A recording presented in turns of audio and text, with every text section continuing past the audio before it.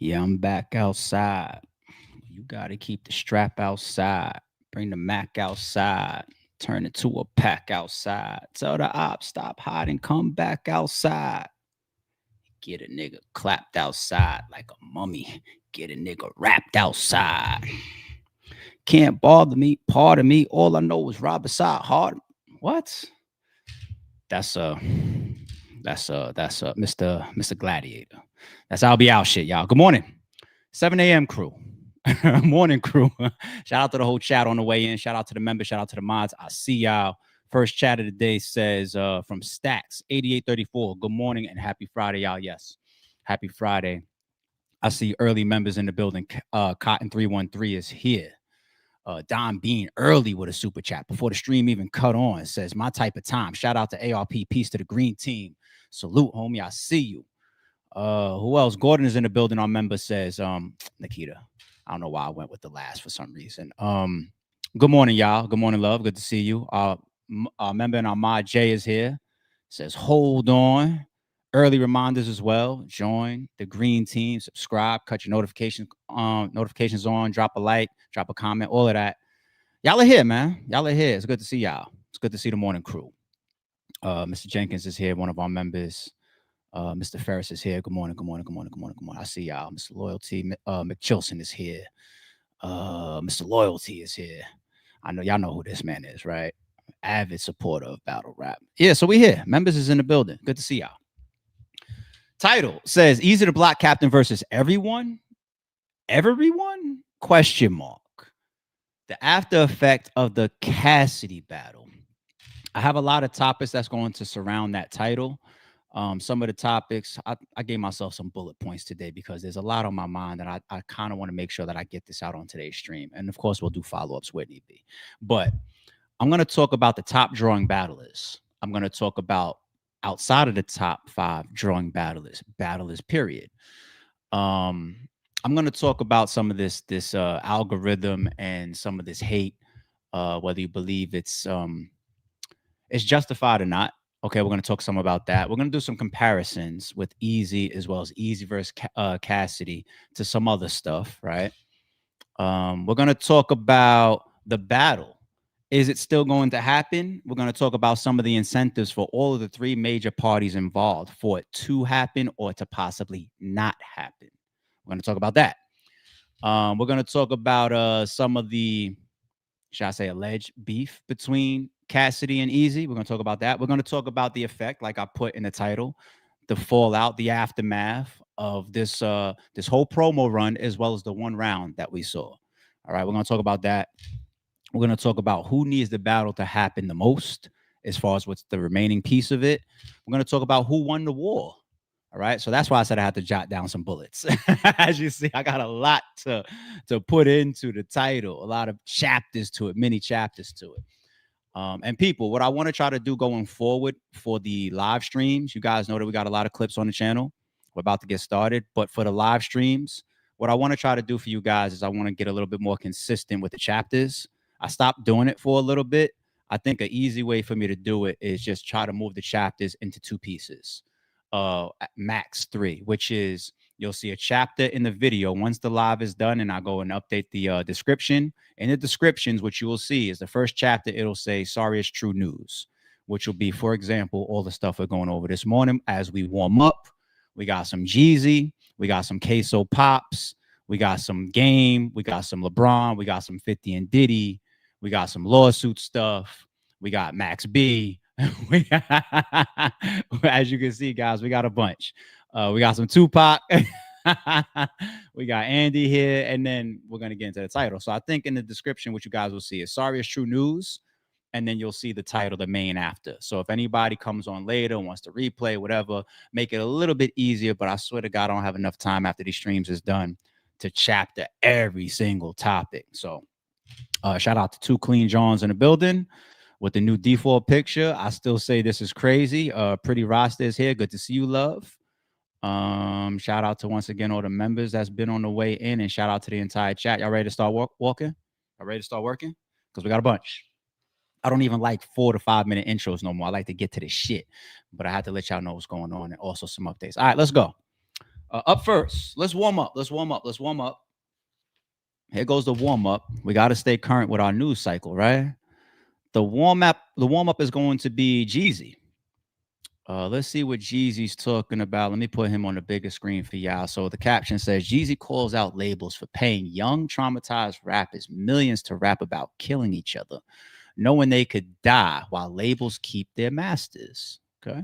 The more trauma you have, the better of a story that you're going to tell. And while you're telling that story and you're incorporating what's going on, the tension builds because you're talking about real people and real things.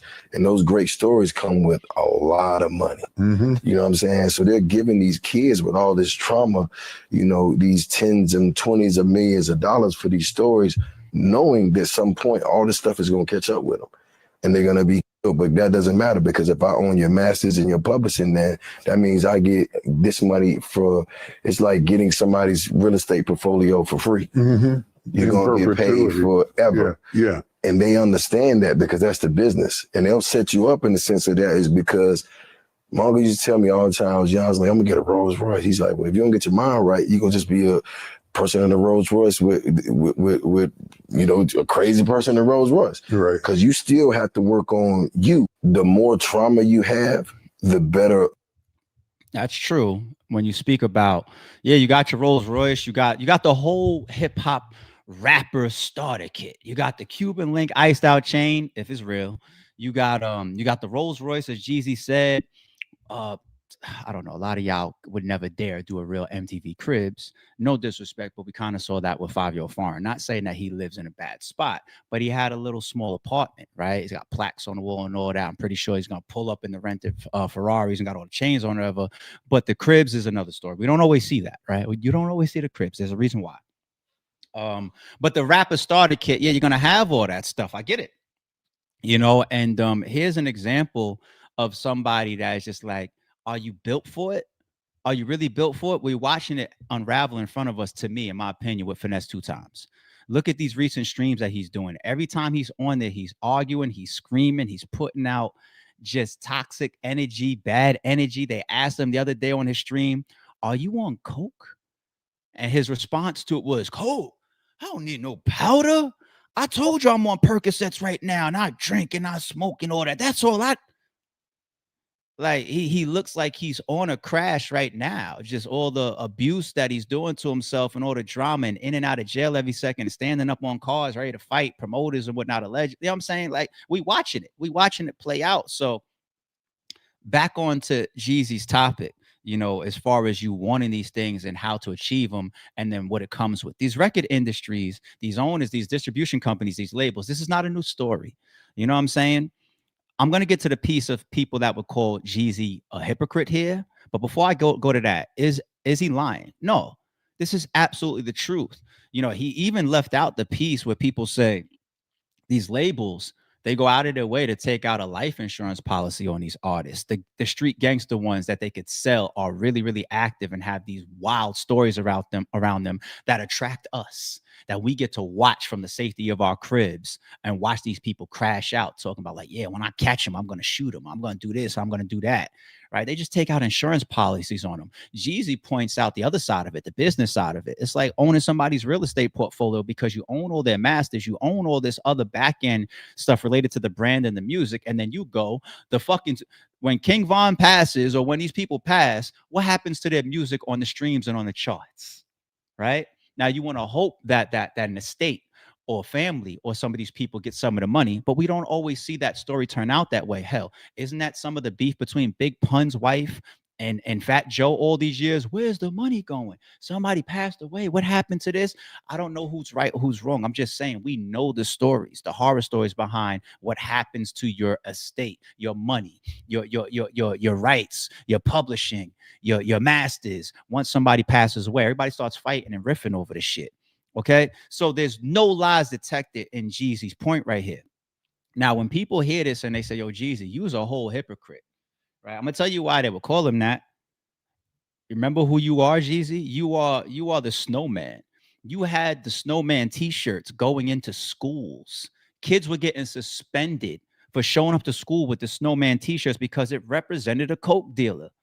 You know what I'm saying? Actually, Jeezy, as much as Jeezy has evolved, he still pushes it. His joint with DJ Drama was it was some Can't Ban the Snowman shit or whatever. The blue cover, I forget the name of it. But he still represents that in his music. And it's still the whole, even though what we do is wrong, my definition of selling your soul, which is doing something that you know is detrimental to either yourself, the society, or the people around you, but yet you still signing over for, let's say, the check, the Rolls Royce, right? That's my definition of selling your soul. Me personally, I never thought it was a spiritual thing, even though I don't. We'll say that for a different stream, or I'll leave that shit alone. You know what I'm saying? But he still does it. He knows what lined his pockets and brought him all that notoriety, being a whole drug dealer, allegedly, right? So there is a lot of hypocrisy because these guys are rapping like on the left, the Julio Fulios and the Quesos and all these people about killing each other. The stuff that you rapped could have inspired people that you're not even into it with. You could have been. I'm not reaching people. Jeezy over the course of his career and all his impactful music, his brand, his influence, the peaks of his rap career, he never influenced anybody to go out there and get in the street and say, yo, this is how I'm going to make my bread. No, of course he did. He's not into it with them. That's just influence. Okay. But I don't want to go crazy on Jeezy in that angle. I'm just bringing to light why some people will call him a hypocrite for this. Okay. The reason why I want to be more in defense of Jeezy is simple. We all evolve, we all grow. Okay.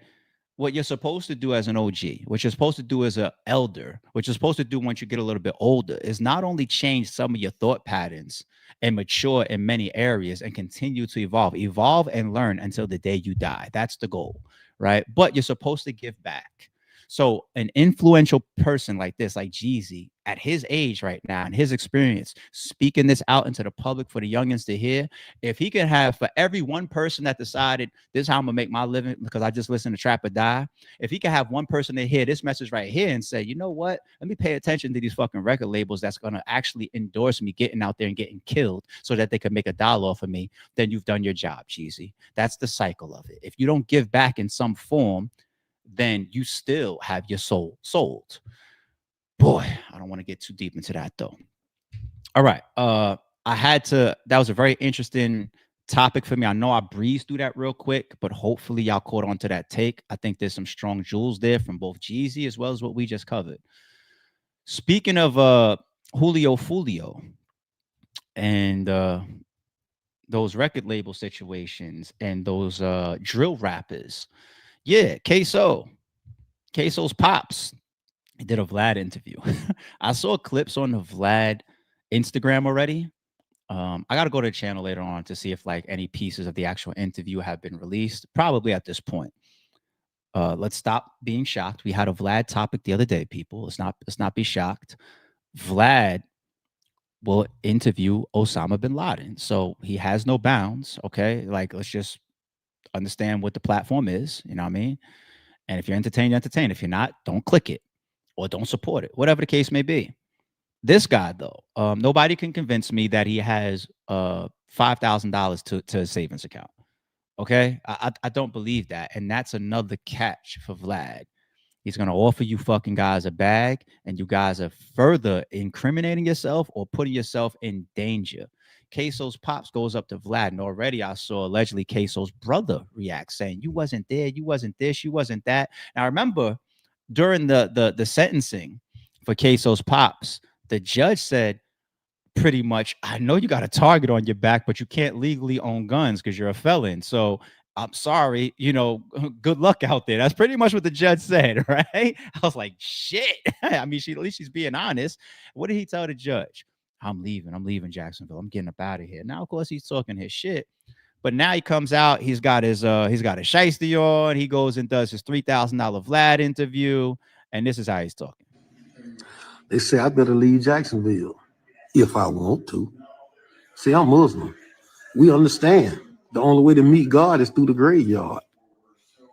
See, we love like y'all love life. That's gonna give me the odds all the time. Because y'all don't want to. It don't matter to me. They say I better leave Jackson. If it don't matter that much to you, and you stand that much in your religion, respectfully, if you stand that much in your religion and your belief in God, then I think some of those principles would have carried towards not telling on your own son. on the stand in a legal battle, right? I'm just saying, sounds a little hypocritical, but it's yes, ma'am, when you're there in the orange jumper, and it's if I want to when you're outside. That's how it goes. You just gotta peep it in people. It is what it is. The take that we did of him leaving Jacksonville when he was much more humble, right, in front of the judge. The take that I did, I was just like, hey, very, very smart. And not just for you, but for these children that you claim that you told because you wanted to be a part of their life. If that's the case, then that's the best decision that you could make. But this is what you're talking now when it's time to link up with Vlad and all this type of stuff. As many people as say, listen, my life is in God's hands and all that. That's beautiful. And I respect religion. I respect people's faith, right? But you still have to walk the walk in my opinion. I don't think that anybody wakes up and says, just whatever religion I believe in or God I believe in, just push me through the day. You get up and still perform the actions. Okay. And you hope that that entity is hovering over you, protecting you, providing you with blessings that maybe you've deserved, you earned, your karma, right? This guy, though, what you went through and what you did to your son, and to come out and take this type of bold position, to me, is just like, yeah. I hate to say it like this because y'all know I treat life so preciously. I don't wish death 99% of the time. I don't wish death. I gotta leave that last little caveat just in case. But dude, you got a target on your back, and if you just feel like I'm Muslim, so I don't know. There's a lot of people that practice religions faithfully, and the type of energy around them is going to put them in a bad predicament still. I would leave. You do what you want. You do what you want. I don't know if you have the money and the means to leave. That always is another factor. You never know. You never know. This is what his own son allegedly tweeted or put out. Look at this shit. It says Queso says he wants a DNA test. We need to take a blood test because this fuck nigga ain't my daddy. It's not even supposed to be a laughing matter, B. That shit is insane. I don't got no support in my body for Queso or these niggas out here tearing up the streets. You know what I'm saying? Putting people in danger and acting like this ain't a civilization. You know what I'm saying? Like I don't got no protection for them. You know what I mean? If you deserve to go sit down, go sit down. You know what I'm saying? Get away from my children, my people, and my loved ones. Because we ain't in that lifestyle. But he still is right for this tweet because it's like, yo, ain't your pops a whole street nigga? And for me, there's just nothing I can do ever to go against my child unless he's trying to take the life of me, his mother, or his sister. Other than that, I can't think of any scenarios where I would ever go against my son. I just can't. I told y'all before, it might sound crazy, but I'm Jeffrey Dahmer's pops in the courtroom too. Like, damn, like it's wild what they found in the living room, but I'm still here supporting. That's just how I feel towards my kids. That's the true. All jokes aside, that's the definition of unconditional love. Okay, and people use that term too loosely. Unconditional love means the condition does not matter. I love you and I got you. And if you got 10 people that you think you got unconditional love for, you might want to rethink that. Those are the people you're supposed to take a bullet for. Okay. But anyway, I think Pops is tripping. But do you? Do you? Do you? Do you? Where do I want to go next? Next, I think I want to go to. I want us to go to. Let's go to Braun real quick. Let's go to business real quick. We got a bunch of stuff. We're gonna breeze through, as you guys see we doing this morning. We're gonna breeze through. But I thought this was incredible. I looked it up behind the scenes as well to see if this was fake news. Not really. Not really. Breaking. LeBron James just secured a $1 billion lifetime deal with Nike, the first lifetime contract in the company's history. Nike is set to pay LeBron an estimated 30 to 40 million every year for the rest of his life through salary and royalties from his signature line, an unreal level of dominance on and off the court. Man, listen, this got to be motivational. This is the type of stuff we need to celebrate. We need to praise. I know how I feel about his son being in the NBA, let alone the Lakers. I think it's beautiful. It's a beautiful thing what this man has been able to do for himself and his family, and he's kept a clean reputation. almost his entire career. I don't know how you could be a world icon like this and not get in any trouble at all. Shit, even Jordan got in trouble. People talking that gambling shit around here and whatnot. That's why your ass had to go to play in the baseball, go play baseball for a minute and shit. Like, I'm just saying, allegedly. But 1 billion. So what I looked up, of course, these type of contracts are not public, but there's a lot of strong sources that really follow this type of contractual obligations and these type of deals and Nike and who he is or whatever. And there's a lot of accurate type of close guesstimation around these numbers, along with big sources that came in. So 1 billion sounds very, very possible. And we also know or have heard that this type of number, the 30 to 40 per year, is around the neighborhood of what Nike gives Jordan per year, right? We've heard that before. So if I want to give you a quick subtopic on this, I would say the constant reminder of our transitions, our portfolio, and the ability to make at times more money outside of what we are most known for. It is incredible. Jordan didn't make anywhere close to the amount of money playing the game that he's known to be the GOAT of by many people as he's made off the court. Jordan, the God, right? And it's the same for LeBron. It's the same. You know, the money and the type of stuff that they're doing outside. That's the, you know, we know Diddy for being an A&R or a producer and a rapper to some people and a talent scout and all this type of stuff, but it ends up being liquor. Same thing for Rick Ross. I believe it's like real estate and Bel Air and you know, the liquor and all these other ventures that well supersede the money that you make from rapping. You know what I'm saying? Drake might be one of the few guys that I feel like I don't know. I gotta look at Drake's portfolio. I'll do that a different day. But I feel like a big piece of his net worth right now still is tied to music and the big ass UMG deals. Hence what started the fucking lawsuit between them, right? And you know, the touring and all of that type of money that he makes. So Drake might be an anomaly, but definitely some of the biggest sports figures of all time. They make more money outside. You want to come inside the music industry, people, for these reminders and these jewels of what we love to do versus what we transition to and might find a gem or a diamond in the rough. Joe Budden. He's my favorite rapper of all time, Joe Budden. I go into the mixtape thing with Joe Budden. Forget his commercial stuff. Forget the pump it up stuff. You know what I'm saying? But his calling as an on-air personality, a blogger, a podcaster, he's made way more money in that arena than he has in music. Way more. Same for Gilly, same for Wallow. Well, can't really count Wallow, but Gilly. He was in party promotions. He was in music. He was in all those areas. What's made him his money? This media shit, right? So the transitions are beautiful. What if I told you guys that this year as a podcaster, I made more money than I made, like, let's say, let me pick a year. I don't want to pick like a big year, but let me say like 2016 RBE, or let me say 2020 21 RBE. I'm pretty sure I made more money podcasting this year than I did like in RBE 2021. Pretty sure. I'm trying to make sure I stay away from some of those bigger streams that we've done. But you know, and that's how it goes. And expanding your portfolio and sticking to some of these callings. It could turn out like this if you apply yourself and you really, really move yourself in the directions of what your talents are. So $1 billion, shout out to Bron. Crazy news when I saw it.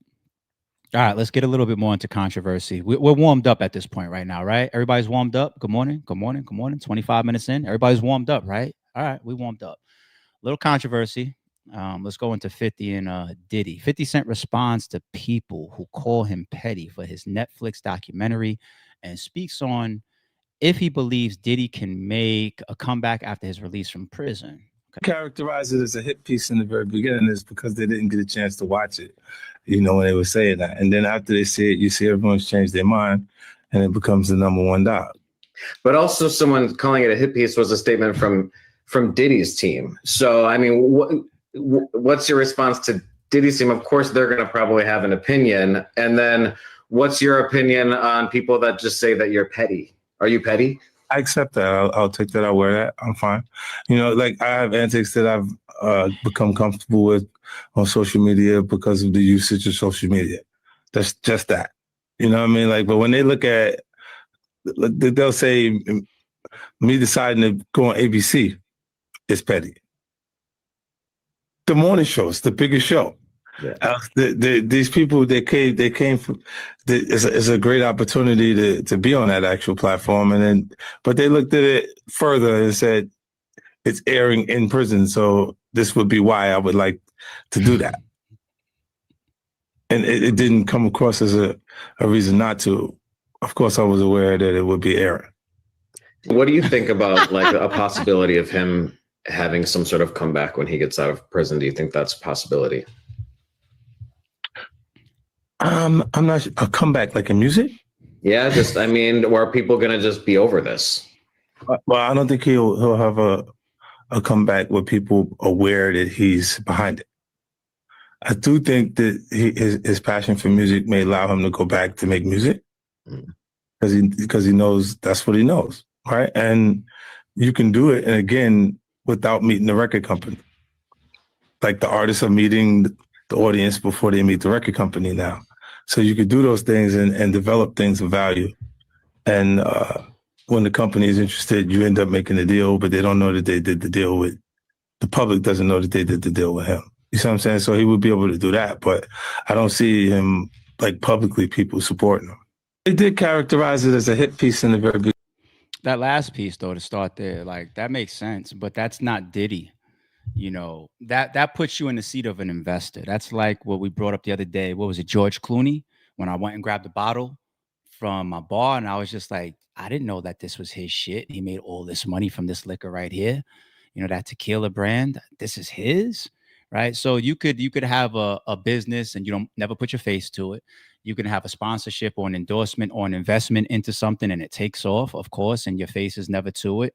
But that's not what how Diddy made his money. He made his money by being the brand. That's why he campaigned and was so successful with Ciroc, you know, and then it expanded into the Ciroc Boys and all that. Him doing James Bond commercials to it and shit like that.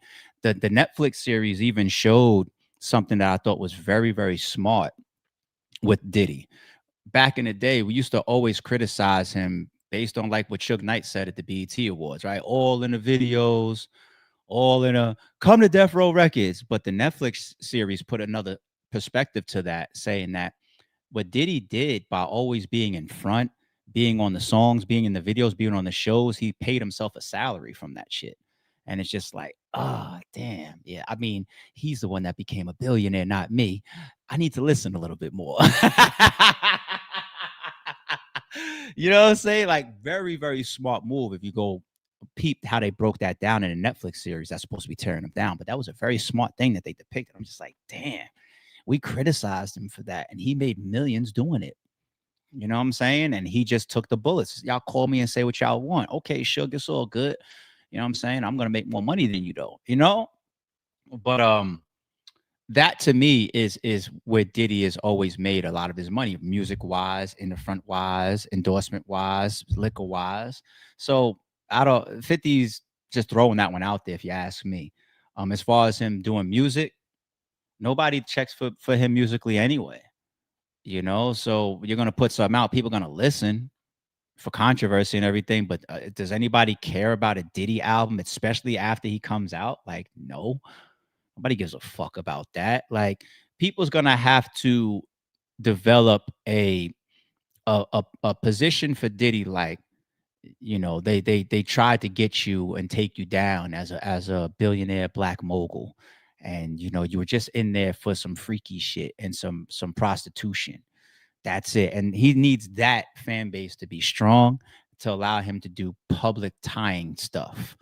And that side is going to be there. You could still pull up to an R. Kelly concert right now if he was home and see a bunch of chicks out there saying, "We love you, R. Kelly." You know what I'm saying? So, you know, I think he's always going to have some type of strong following because it's Diddy. But the Diddy that we know is over. You know, also because of his age, you know, the hits of us on his brand And there's going to be a lot of big companies that's always going to stay away from him because it's not worth the risk. You know what I'm saying? If you want to spend that type of money, you can just go get a better endorsement face. You know, the petty thing though, 50 Cent is so fucking smart, man. You see that original answer? You know, he's like, I'll take that, but social media and the way I use it. And I'm just like, he hashtags his businesses with almost every controversial post that he puts up. If he's selling a liquor, it's hashtagged. If he's selling a show, it's hashtagged on his disc with Ja Rule or some shit, right? Like he knows what he's doing. Like 50 Cent is a fucking genius, and he has a success that he's had and this type of longevity for a reason. So him throwing that little jewel out there, you got to catch it and say, "Ooh, that's another one." He's right, you know. And then who the fuck turns down an opportunity to be on the morning show? Like he knows that's a huge platform. Like, what are we talking about? You know, whether I'm dragging this guy or not, it's a huge, I'm supposed to turn that down. Oh yeah, I know it's gonna go into the jails. You know what I'm saying? But I'm gonna be there regardless. I need the show to be number one. That's how I'm getting paid off of the show doing well, not off of being petty. You know, in y'all eyes, it's just like you got to stick to the point and just take the shots. And the 50s of the world are just immaculate at that. Small jewels wrapped up in there if you pay attention. All right, sticking with Diddy though. The news of now this isn't filed, people. You know, I did a little look up for it to see if I could find a little bit more. I don't believe that this is filed, but it's coming from a lot of credible reported sites. There's rumblings of it, and it's possible. It's very possible. It's very possible. Diddy files a $1 billion lawsuit against Netflix over 50 Cent docuseries. Now, the reason why I say that this is very, very possible and in the works is because I believe we already confirmed that he sent a cease and desist. Okay. So you got people out here that threaten with cease and desist, and sometimes that's all it's supposed to be, a threat. Let me put this legally tied threat out there and see what you're going to do. See if you jump off your square. See if you stop doing what I want you to stop doing. See if you're going to do what I want you to do without me having to go spend money or go through this court process for a couple of years with you. Sometimes that's what people do with a cease and desist. Is John suing TBL? He said himself he sent a cease and desist. Has John filed a civil suit against Cassidy? He said a cease and desist was sent, right? So it looks like that was more so a scare tactic, right? But now fast forward, you look at somebody like a Diddy. Nobody's going to make me look at Diddy and the type of legal representation around him and the type of figure that he still is and think that he sends cease and desist just to see, let's see if we can scare him off of his square, especially if you're sending a cease and desist to another powerhouse, Netflix. Okay. Netflix has a whole legal department to vet this shit. So if you're going to go play with them, even with a cease and desist, you got to be serious. You don't just try to flinch a Netflix or 50 Cent. Or 50 Cent. So I wouldn't be surprised if this continues for that reason. Now, here's another reason why I wouldn't be surprised if it continues. It's not hard to see that Diddy is far from out under all of his troubles. Legally and losing his freedom for the rest of his life, that was the biggest piece. Your freedom is you can't put, it's priceless. You can't put a number on it. But now that you're supposedly coming home, in a short amount of time, given that you was fucking charged with a RICO, right? And shit, right? The feds came at you. A considerable short amount of time. Now you got to get out here. You got to be on your feet. Money runs the world, right? Money runs your world, okay? And he's got 1,000 civil suits still on top of him, right? Now imagine he goes and wins $1 billion settlement or lawsuit with Netflix. I'd say that helps him a little bit financially. So ironically, if he files something like this and actually wins, think about the reverse of financial issues that this man could potentially be dealing with maybe for the remainder of his life, that can balance for him. And if so, if that was what really happens in the end, my nemesis 50, you got me out of one of the worst spots that I've ever been in by being quote unquote petty through our war. You know, you helped me out of that hole. Thank you. Even if I don't need to sue 50, if I can get out of Netflix, thank you, 50. right? And you see the back and forth over how did the footage come out? Who gave him the footage? And Mark Niflo should have never been on camera like this and exposed like this. It's just, I'm just saying. I'm just saying. It's one of those things to watch. But staying with the closing out some of the Diddy news when we talk about some of the legal stuff around him. Yeah, Clayton is still around.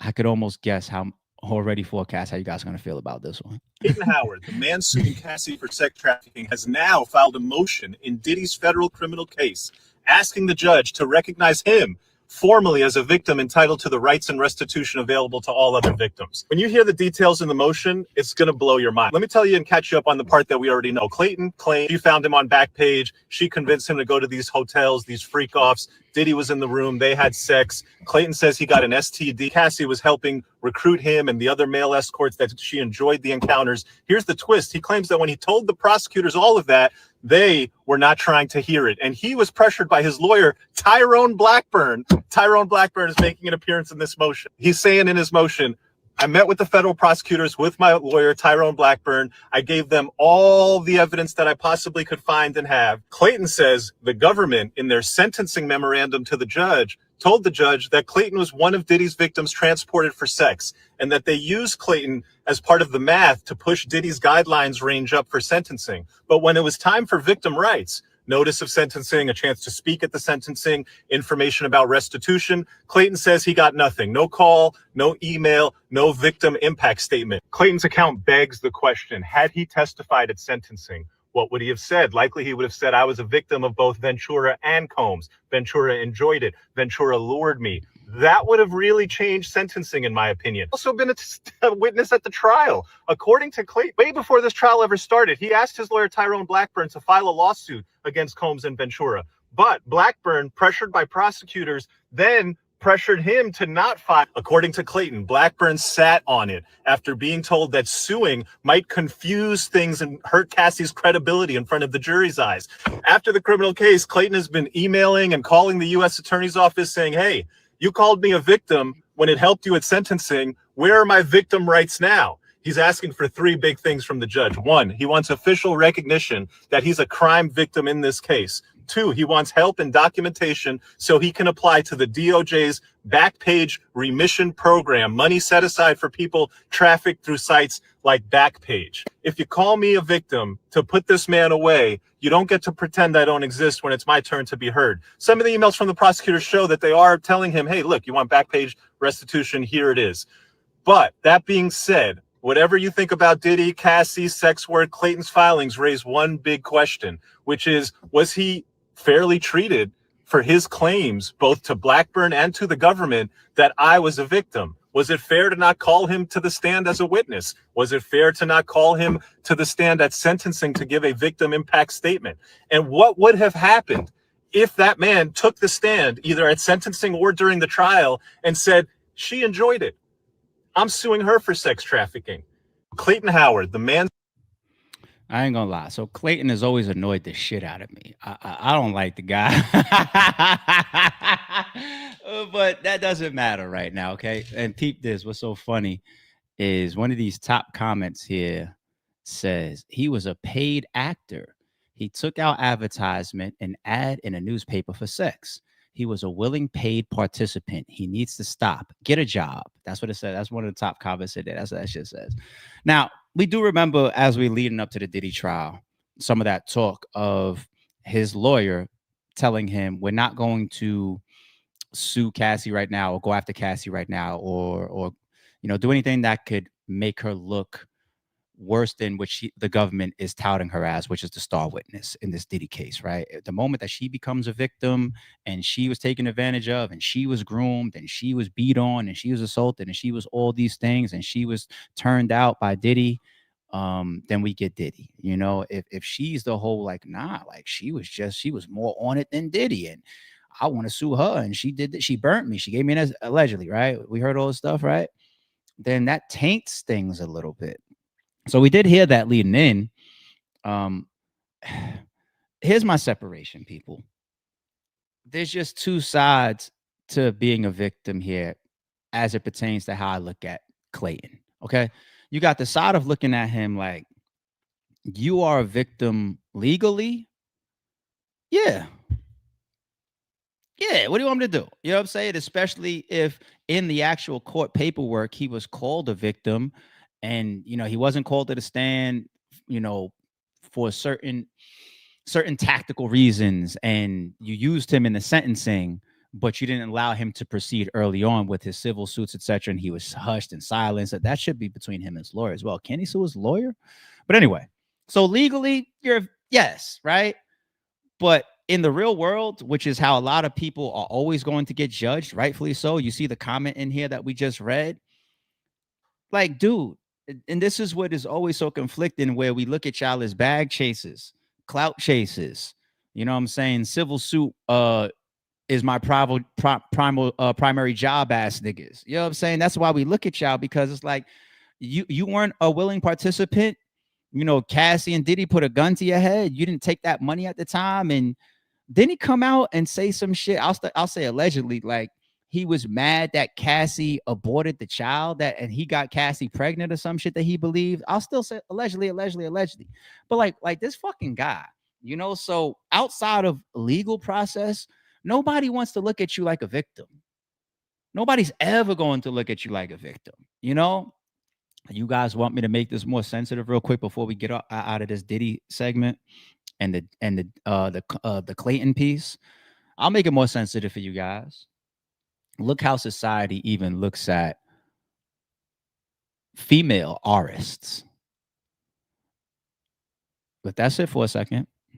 Now, a lot of people say, can no female are a guy? Like, come on, physically wise, sexual orientation wise, how Sway? Right? I get it.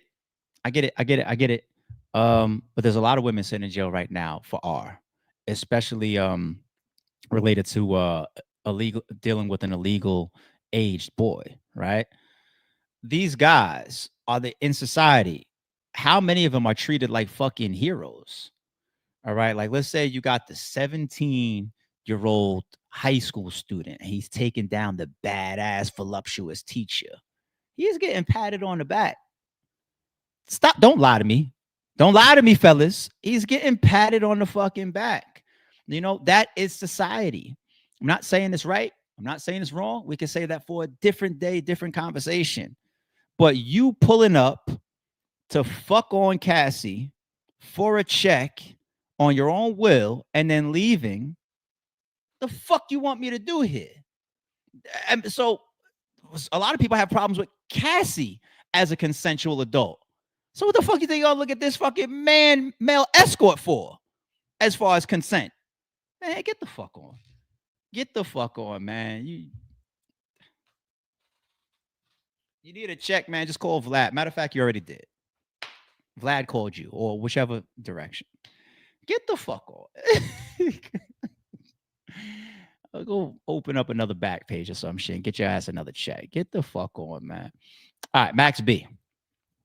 Let me say shout out to the homie Danza over there doing some great work. Now, Danza is a guy that did a bunch of interviews while Max B was still in prison.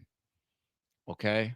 I think Danza's podcast operates out of Miami, and I think Max B is in Miami right now. That's what I heard. Like, he's staying in Miami. Ironically.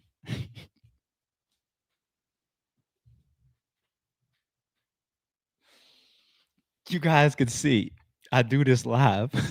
I can't set that up. I can't premeditate that. Give me a minute. Did I really just accidentally set that up? Did I really just do that? Jay, this is a clip for you. It was an accident. I was speaking facts, wasn't I? I'm dead speaking facts. That was a fucking accident. Let me leave that alone. So it's only right, get on track, ALP, that Max B, after being held down by Danza the way that he was, pulls up on Danza now that he's out and does a nice sit down with him, gives him a good interview.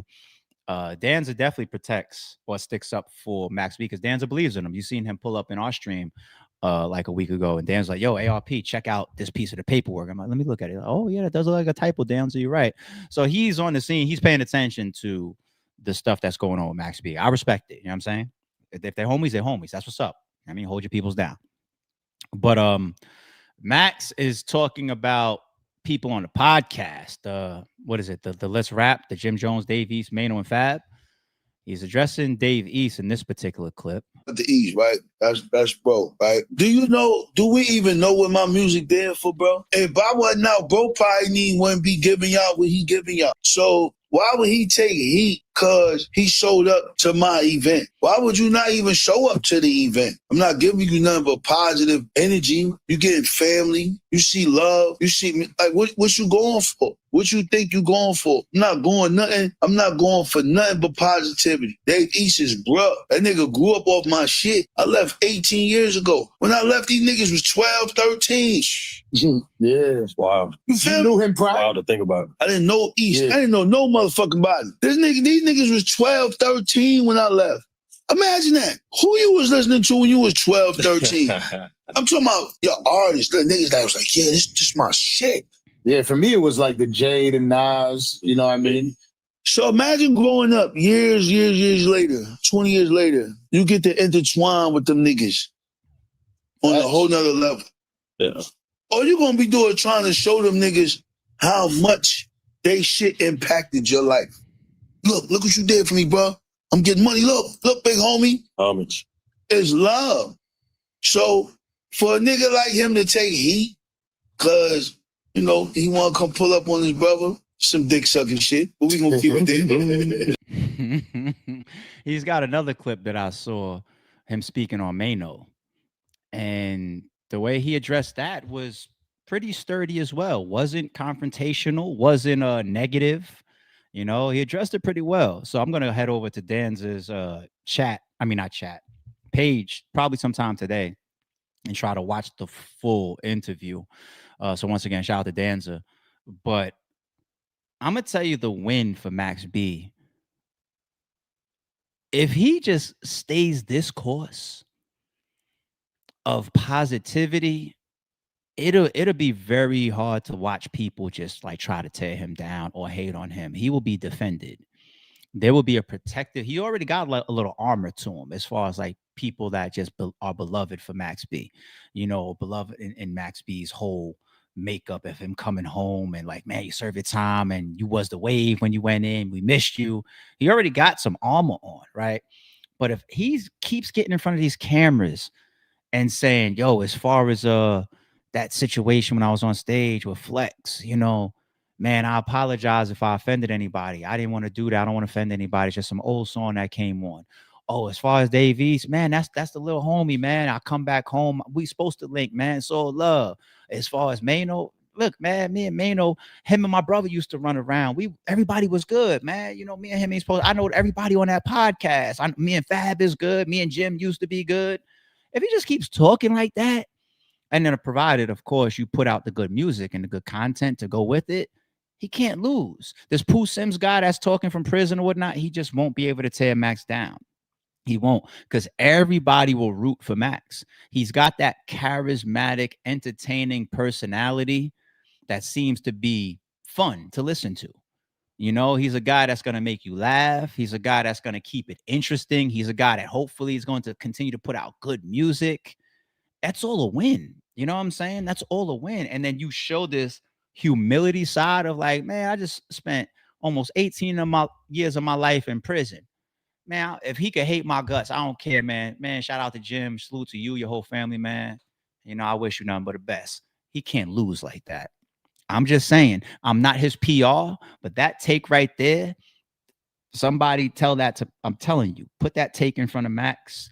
Can't lose like that at all. At all. All right. We breezing. We don't got too much left before we able to get to the main event. Okay, let me put my headphones back on. We on Game for a second. Hey, Game. Shout out to the Game, man. I don't want to come across. I know there's a bunch of controversial streams. Well, not controversial streams, but controversial takes, maybe. Or maybe negative vibes, maybe. To be honest, I'll keep it real. Towards Game. I fuck with Game. I really, really do. You know, if he does some shit that looks sideways and I speak towards, it's gonna sound like I'm going at him or I'm a negative guy towards Game. I'm not. I really, really do like Game. I do. He just happens to do a lot of questionable things. Okay. So I want to try to set that table. And I reserve the right to change my opinion later on with all these niggas. All right. All right. The game says it's absolutely acceptable to date your best friend's ex. Unc disagrees strongly. So this is just my warm up for the game segment. Of course, we're gonna get it into his shots at Kendrick Lamar. Let's start here. They break up. You cool with hollering at her? I think I'm cool with that. Oh no, the answer was no. Here's the thing. The answer is no. No, it ain't. Let me tell you why. Let me tell you why. The reason is love is a really mysterious fruit. And the woman that's dating your homie, Yeah. that might be your soulmate. You don't know. And if he didn't marry her or he doesn't have children with her, then she just goes back into the single market with everybody else. For somebody that don't know her. Right. But I just feel like, which is me. I feel like it's better if you know her. No, it's not better. Yeah. No. Yes. So how you invite your homeboy? Hey, homeboy, come on over, man. Let's watch the game. Hey, look. And then here she come trotting out there. Your homie? I ain't talking about somebody in the industry that you was cool with or something like that. I'm talking about your homie. I feel like if you guys are not engaged, not married, and you do not have children, that woman is fair game. She's not fair game. I don't know. She is off the game. She off the block. I don't know. Agree to disagree. Yeah, this is the game segment warm up, people. You know, I don't know if some of the ladies and some of the fellas is feeling away in the chat. Game, man, what's up with you, man? What's up with you? So, on a serious note, you know, there's a hint of unloyalty in this. You know, I'm a firm believer that once a crush, always a crush. What do I mean by that? That means like, if you sincerely liked me 10 years ago, there's something in you, whether it's dormant or not, that likes me now, even if it's dormant. Or let's say you hate me. Hate is an emotion still. I'm still invoking that in you somehow. Okay. If we fucked before, there's a possibility that we could fuck again if we embark on that. If we found a way to just flip that switch again, because the door is open. Those doors never fully close. Okay. All you could do is like keep these women and these guys away from your exes and shit. You know, you see these stupid ass niggas that allow their girl to be friends with their ex. You dumb fucks. If he already crushed, he could crush again. That's just how it goes, right? 9 times out of 10. All right. I know there's small exceptions. Ladies and fellas, don't get mad, but there's small exceptions. But come on, generally we know what's up. But the unloyalty aspect of that kills me, you know, because the same way I could say once a crush, always a crush, metaphorically speaking, meaning fucked as well as crushing on me, both. Think about it like this. If I'm at you when you done with my homie, or when you break up with my boy or my brother or my friend, I had those type of eyes or attraction for you the whole time. For me, those eyes is like, so they turn off if you would one of my, like, I can't look at my boys' wives sexually. I just can't see them like that. It's like the brother sister thing, you know, where you could just, it's just how brothers and sisters come up. Like if a brother ever hears about his sister being physical or with another man, whatever, he's ready to throw up. He's like, ew. You know, look how many boys react weird when they think about their mother. You know what I'm saying? It's a filter. It's a mind thing. Like I can't never look at my mother like that. I can never look at my sister like that, my brother like that, my cousin like that. Ugh. It's the same thing that my mind does with my boys' wives. It's not I don't want to disrespect them and sound like that, but it's like, it's a block. It's hard to explain. It's a mental thing. If it's real, it's like, it's a real block. Like, like, like I can't. So if I'm fucking you the moment that y'all break up, I never had that block there. And there's an opportunist loyalty factor there that I question. Now, on top of that, it's just too many fish in the sea to play in waters like that when these people are your loved ones. I'll never agree with that. True story. I'll never forget. There was a girl that me and one of my ex best friends, I looked at him like a brother. We both took down from school. TW. Okay, for my folks that really know me and watch this podcast, I'm talking about TW. Okay, and later on in life, when we was a little bit older, my homie was, I guess, going through something where he was like fishing for relationships. He was like, I think he was more so targeting people that he already had comfort with instead of like going out there and just finding somebody that could match him. Sometimes we get a little bit older and you're single, it's very uncomfortable for certain men and certain women. And he's like that. Okay. And we're on the phone and he brings up her. And he's just like, yo, I spoke to such and such recently. I don't know, we might link up or whatever. You know what I told? I kept it so 1,000. I said, no, we're not doing that. Keyword we. I said, we're not doing that. What you mean? But I said, yo, my nigga, you think I'm pulling up to that because I gotta be your best man? Like, you think that's a fucking wedding that I'm supposed to be pulling up to? You think as we continue to mesh the families and the futures and be around each other and take vacations together and whatnot, I'm supposed to look at her with the eyes like I know exactly what that ass is like? Like why? And you're crazy. He was so tripping at this point. I was just like, yo, we don't come up like this. Like, what about this portion of life is making you even think that this is okay? Like, I was looking at him different for a second. Like, is your mind okay? Did you change? Like, I know you moved to another place and shit, and you're around this new crop of people. This is a real story. I'm telling y'all right now. But you've changed to the point where we didn't grow up like this, my nigga. Like, what the fuck are you trying to tell me right now? Like, no, the answer is no. And I'm not supposed to be able to tell another grown man what he do with his dick. You know what I'm saying? I'm telling you, you're not wifing that chick, B. We're not doing that. We're not doing no family functions and that's your arm. We're not. But I mean, I'm supposed to be the most comfortable with it. It ain't my chick and it ain't my relationship. I'm supposed to be like, it don't make me, if we all in the same room. I literally had this girl dance for me in front of like do a whole strip dance for me and laugh with y'all niggas about it. You know what I'm saying? Short, I don't want to put too much of that shit out because then people start putting the initials too much to it. I literally had a whole scene, Magic City scene with this woman, minus the dollars, because I've never really been into strip clubs, but it was a nice scene. And a lot happened multiple times. These are the type of thoughts and images that pass through my mind when I think about her. How the fuck do you want your brother to have those experiences with your wife? Like, fuck no. You're insane. You're sick. Yo, all right. I'm gonna stop. Yeah, I mean, fellas, you have those moments, but you tried it says, why would you want to be with somebody when your friend know what the inside of her feels like? I'm trying to tell you, I'm glad that the ladies understand it too. It's tripping. All right, I'm gonna move on. That was a subtopic in this game segment, but let's go back to game. People. All right, let's get back to rap. All right. What's all this Kendrick Lamar baiting that he's doing? Actually, I don't want to go to that one yet. What I really want to go to is this one. This clip of him on Club Shay Shay. Who's the best rapper on the West Coast today? Game. Damn, that was quick.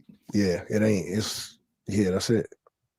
Ain't nobody getting at you? Can't nobody out rap me, man. And anybody that knows will know. Because people can't, even if you are like, no one can do what I can do. Like, no one has my skill set. Because not only do I have the ability to wrap circles around people, I'm also with all the bullshit too, if it came down to that. So it's like I'm the best rapper in this town. Damn, Game. I mean, the OG, man, there's some OGs, some heavyweights. I mean, Cube, Snoop. I love Cube, but Cube can't out-rap me. I love Cube. And by the way, the reason that Cube can't out-rap me is because I used Cube's you know, I use Cube's legacy to help me sharpen. Right. I use Snoop's legacy to help me sharpen myself.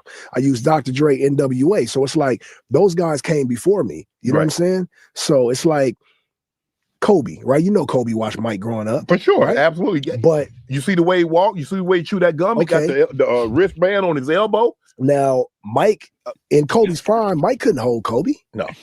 But that's because he came before him and he done with it. Right. I'm not saying if I was in 1992 with Cube might be able to, you know, go crazy. Right. You know, but right now, like, nah, it's not a rapper on the West that's better than me. That's Cole Shannon to get $50 in lineups after you move back from the screen, whoever edited that. So here's the thing. Game actually can talk his shit as a rapper. He really can. So if Game jumps out and says, I'm the best rapper from the West Coast, it's not like you're saying something that's so ridiculous that it's just like, you dumb fuck. Like, why would you say that stupid shit? You know what I'm saying? It's not that. Game has always been a great fucking rapper. His mixtape era was something serious. I didn't forget, and that's why I'm not going to trash him for some of these takes here. I did not forget Game's resume and the times where he showed like, ooh, that is elite. He also, in my opinion, has 2 classic albums, Jesus Peace and of course the documentary. You know, so the game is the game. It's not outlandish, but you know, you see people in the chat saying the Absols. I can go back and say, like, you know, there's people out there like Crooked Eye. There's people out there like Corrupt. There's people out there like Rascass. Everybody's mind, of course, goes current, and they say Kendrick is there. And it's like, yo, Game, but Game is picking a fight, and I don't know. That's my opinion. I don't know if it's because of all the Drake thing and how he missed the halftime show and he's taking shots at Dre to a degree. We did those a couple streams back, right? He's picking a fight with Kendrick, but it's a good fight for him right now. Whether you believe he would win or lose, I think Game is baiting the fuck out of Kendrick even with the stories that he's telling, like, I'm the one that gave him his start. He used to open up shows for me or whatever. He's baiting Kendrick because it's good for Game right now. Imagine the Game could land a whole all-out war with Drake. I mean, not Drake, with Kendrick. Look what the war did popularity-wise, notoriety-wise, viewership-wise, viral nature-wise, or whatever with Drake and Kendrick. It's one of the biggest, actually, it's the biggest battle on scale. Game might be looking at it like, shit, if I could win, I might go to the Grammys and the halftime shows and sweep the BET Awards and all this type of shit.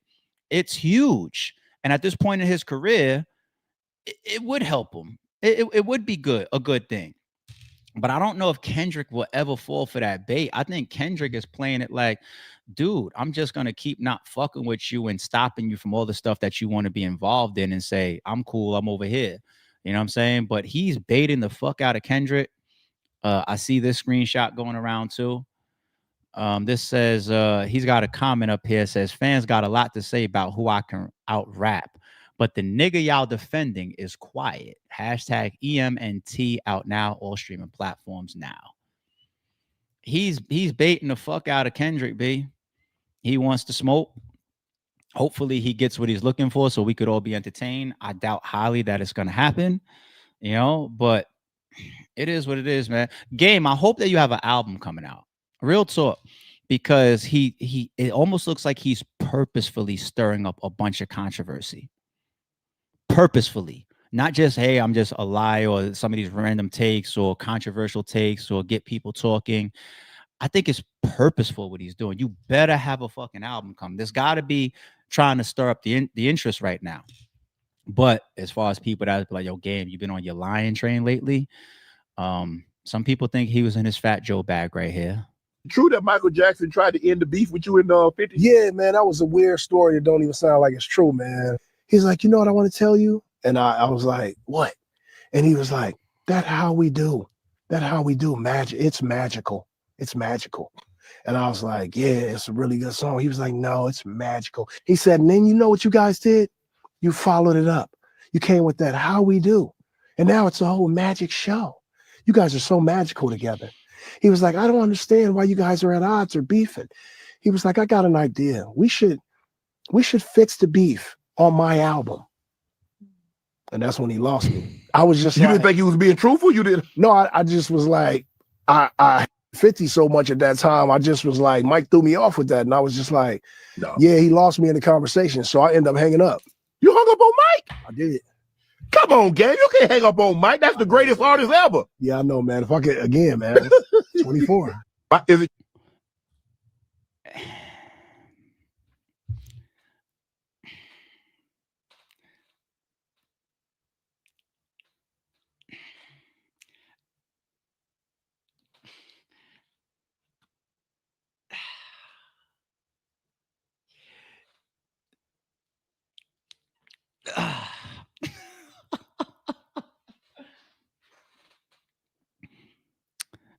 Three strikes and I'm out on this one. Okay, 3 strikes. Strike number 1. You want me to believe you turned down an opportunity to be on Michael Jackson's album. Strike number 1. Strike number 2. You want me to believe that you hung up the phone on Michael Jackson. And anybody can get the phone hung up on him, but in the midst of Michael Jackson calling you and praising you for the 2 songs that you put out and then offering you a slot on this album, you're telling me in that type of conversation, you hung up on Michael Jackson? That's strike number 2. Here's the 3rd strike. That's a little bit, I know those first 2 could be funny, even though there's a lot of truth in jest, and I think that they're accurate. Let me be a little bit more serious. If Michael Jackson can't get you on a song on his album with 50 Cent to the point where you even hung up on him, then, and you're saying this is at the peak around the time when you hated Game. I mean, hated 50. Well, you ended up squashing it, at least at that time, for nothing then. Meaning that footage that we always see of the Game and 50 Cent in the club, and they see each other. They just happen to be in the same place, right? They see each other. They make their way through the crowd. They come to each other.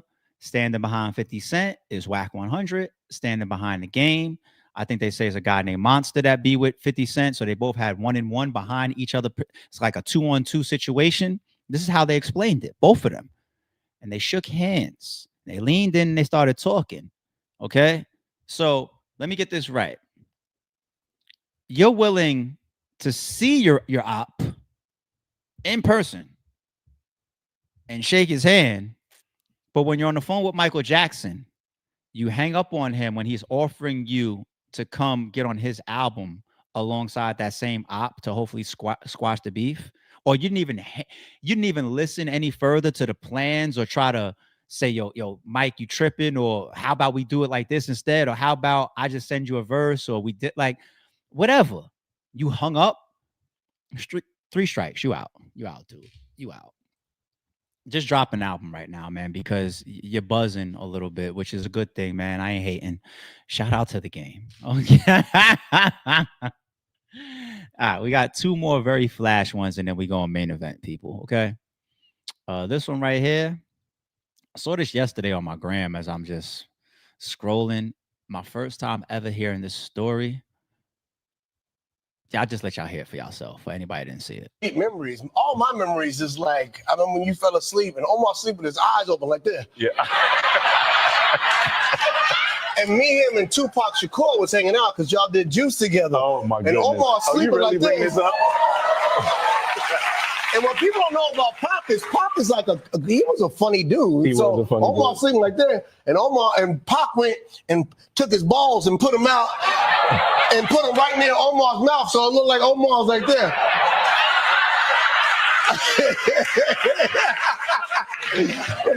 Yo.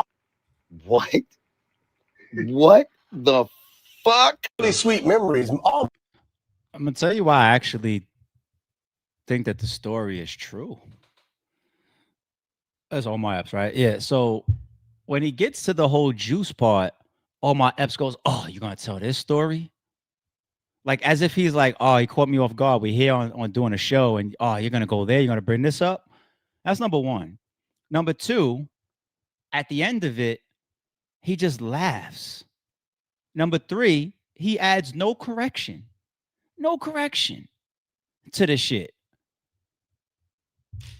That is insane. You know, like Yo, look at the comment. Second comment says Omar didn't want that story to be told. Fourth comment or third comment says whole industry suspect at this point. After that, it says, you know, Tupac is an actor, like he was playing a rapper. There's a video of him super young and zesty. Yeah, I know that's been going around forever. I know Pac is a protected person and I'll fuck with him as well. So I ain't going there. But that story is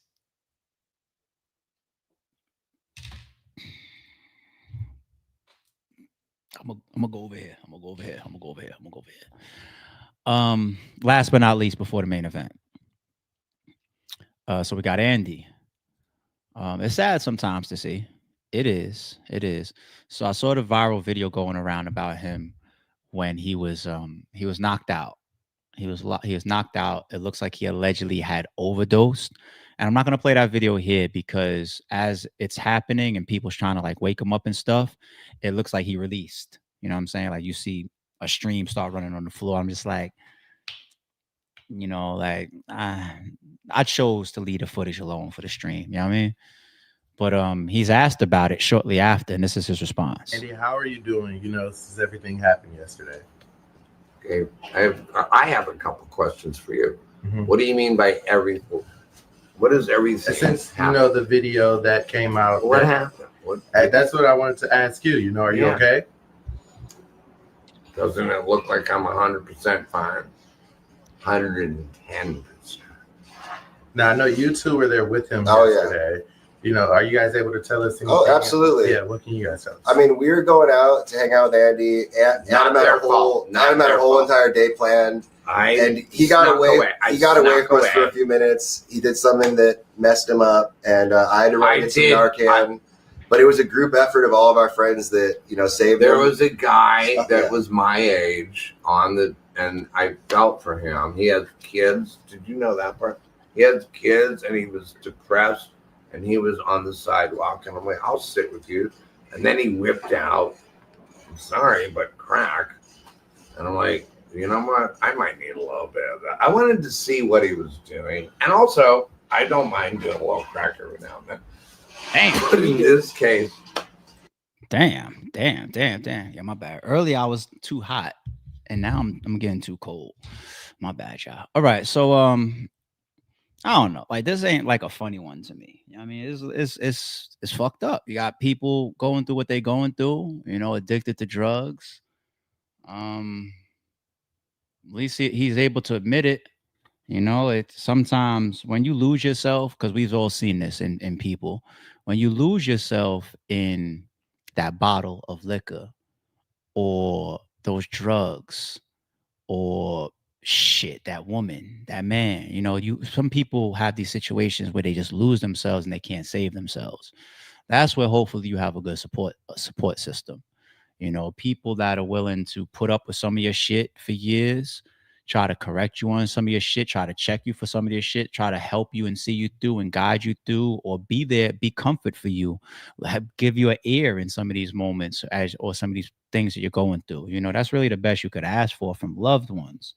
I know sometimes we be tough on loved ones, like, yo, you changed the person. But it's like, we all have our core responsibilities to ourselves, and it's not easy to just make somebody do what you want them to do. So, it is what it is. Hopefully you don't have a bunch of yes people around them, but he's doing himself right in front of the public. It's not just allegedly a Kodak Black or possibly allegedly a Finesse 2 times or whatever. From like what I see, it's just my opinion, respectfully. It's a lot of people. You know what I mean? It's a lot of people. It ain't colorbound neither. Okay, let's get into the main event. Let's get into Battle Rap. I got a whole bunch of notes that I jotted down as well, things that I wanted to reference. All right, y'all. We fucked up the news up this morning, didn't we? We fucked the news up. We are hour and 15 in. Hope that I kept that interesting for y'all as we led up to the title. Drop me a comment after the video is uploaded on the replay or in the chat if you enjoy getting your news, leading up to whatever the day's main event is or main topic is. You know what I'm saying? I really think we fucked some of those takes up. We really did. We kicked some ass this morning. All right. Battle rap. Eazy the Block Captain versus everyone. Question mark. The after effect of the Cassidy battle. All right. I think Eazy the Block Captain has a recent release 24/7. It's the only one I haven't really watched yet. I'm gonna try to catch up with it though, like Eazy versus everyone. Is it Eazy versus everyone? Of course, we see the center of it, Cassidy. You see the Reeds, K Walkers, Stiz, Loot, looks like Ness to a degree. Some bloggers, for all I know, me. I think I'm on the op list, people. I think I am. Everybody hates Eazy. It's the whole world against Eazy. It's a hate train. His brother, that's another one.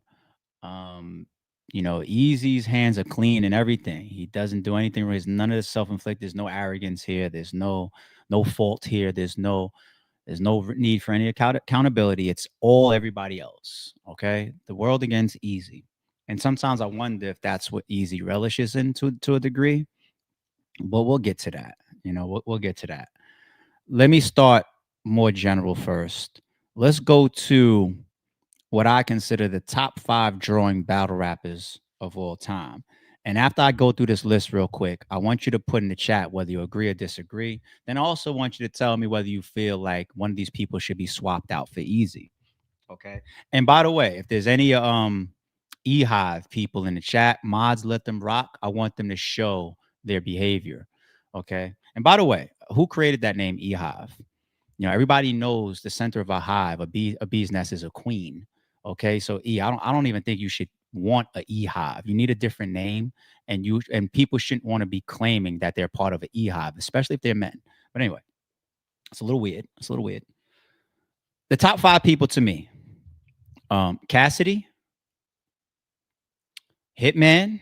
This is in no order. Hitman, Murder Mook, Loaded Lux, Sue Surf. Chat, let me know if you feel like you would swap out, let's say, for example, Eazy for any of those 5 people as far as draw power. Okay. And when I say draw power, I mean on your own. Okay. Now, I think Surf can stop time with certain situations. I've watched Hitman have one of the biggest promo runs, and shout out to Geechee as well. Geechee is a part of it, you know, but that was the promo run of last year. Okay. And we watched him be a part of a lot of people's biggest battles and biggest events. All right. I have yet to see a main event with Eazy that's the caliber of him versus Hitman. Even Rem is on the news channel telling the anchor, we got to figure this out, because what happened on the last joint when he battled Hitman. So now we got it. That's Rem's words. Okay. Like, that's the after effect of having to navigate. How do we figure out how to get back here again? It's not easy without one of these top 5 people. Okay. So that's now Hitman. You got Mook. Mook can stop time. And Mook is capable of promoting if he really wants to, and being real interesting. He doesn't often, or he doesn't every time, I should say, but he's capable of it. Okay. Lux is the least visible and least promo person of all 5, but he still has that type of mystique, draw power, and we see him so infrequent that when he comes outside, it just matters that much more. So if you guys think I'm tripping on my top 5, you guys let me know. Okay. But that's the 5 to me. If I try to freestyle drawing battle rappers after that, and I hate when I try to do this because I leave people out accidentally, and it's like, yo, ARP, I hate when I try to do this, but I'm going to try to do it. Just drawing outside of the top 5 God draws. I don't want to say God tiers. I want to say God draws, because I have a whole nother list for God tiers. God draws. Okay. Outside of that, you got, for example, you got your Calicos. When Calico steps outside, it matters. He doesn't battle that much. He remains a huge name in the space. Math is definitely one of those guys in like the last 4 to 5 years, not just because of the stature that he built up, but because of his infrequency and of course with his profile even raising from MEO. Okay, Daylight. I think Daylight's last 2 battles is what, King Los and what's his name, King Bao, right? He has a cult following, Daylight. You got to give him that. He really has a cult following. Who else? Who else? Who else? Who else? Goods. Goods doesn't battle frequent enough, but when he does, it's a spectacle, right? Who else? Who else? Who else? Who else? Who else? You see, I hate this. I hate doing this shit. Briz would be that right now. He would definitely be that right now. As I start to go blank, let me say this about all the people that possibly deserve to be mentioned in there, or the other God tiers and or super top tiers. Why leave them off of that top draw? It's not because of their talent or their capabilities to draw, but sometimes they battle so frequently that the watch just doesn't stop when they come outside. You know, like I had this conversation about Charlie Clips. I said Charlie Clips is a different type of God. He walks out the room every other day and he comes back with blood on his hands, and all the other gods look at him like, you went downstairs again? And he's like, I was bored. So you can't stop time every time you battle if you're outside twice a month, once a month. And people that deserve and have earned that type of draw power, but because of their accessibility, that's where you see like an Arsenal. And like some of these people actually ran out of people to battle. So you can't blame them. But that's where you see like an Arsenal, a Charlie Clips, a Twerk, a Rum Nitty, a Geechee. You know, if those guys battled as infrequent as like a Hitman or Mook or some of these guys, I bet you if they coupled promotion along with those rollouts, it would be something. Here's another guy like that's probably in that first that I mentioned as far as draws and don't come out. We don't see him too often, and he capitalizes on it. K-Shine, right? Shine is like that. Disaster, I want to put in there, right? People supposed to stop when Tay-Rock, I just saw Tay-Rock in the chat, when Disaster battles. Tay-Rock would be in that same list that I was giving, but I look at him more like a Geechee and a Nitty and a Twerk, you know, where his frequency, it doesn't make it a super spectacle every time he comes outside. He literally has battles I haven't watched because it's like I can't keep up with all that. Like, you know what I'm saying? And it's not a knock to these guys. Everybody goes after their careers a different way. Eazy's on the list, okay? But I think there's times like, especially with the algorithm debate, I think at times Eazy postures himself like he's a Lux, a Mook, a Hitman, or a Cassidy. And that top 5 of me mentioning Cassidy is now relevant to this point here is because I want to ask the question. You understand that if you remove Cassidy's promo from this situation of Cassidy versus Eazy, the Goods, DNA, and J Mills news, buzz, battle, back and forth, viewership, engagement, that becomes the top talked about scenario of the year, possibly, along with Mook and Hitman. You understand that? This is why, you know, we didn't TBL from a promo standpoint didn't need Eazy to come outside and do what he did the week before. It was great promo that he did, the 24/7. It was a great addition. But from a selling of a battle and a fight, Cassidy was able to do it on his own up until that point. That's just a fact. You know, we saw it and everybody bought in at that point from what Cassidy was doing. Okay. So that is the drawing battlers topic to lead me in to the next pieces. Now, when we talk about like the Theopolis shit that I was talking about earlier, I was saying sarcastically and tying into the title, everybody, you know, is Eazy the Block Captain versus everyone. And I said jokingly, I said, I think I'm on the op list. You know, Eazy, I heard his 2 little small shots. You know, there wasn't nothing big, you know, it was a little fun jousting, but there'd be truth and jest of how somebody feels. I'm very psychologically in tune with that type of shit. And that's fine. You know what I'm saying? Like, it's cool, especially when you have known public relationships. It's to be expected. You know what I'm saying?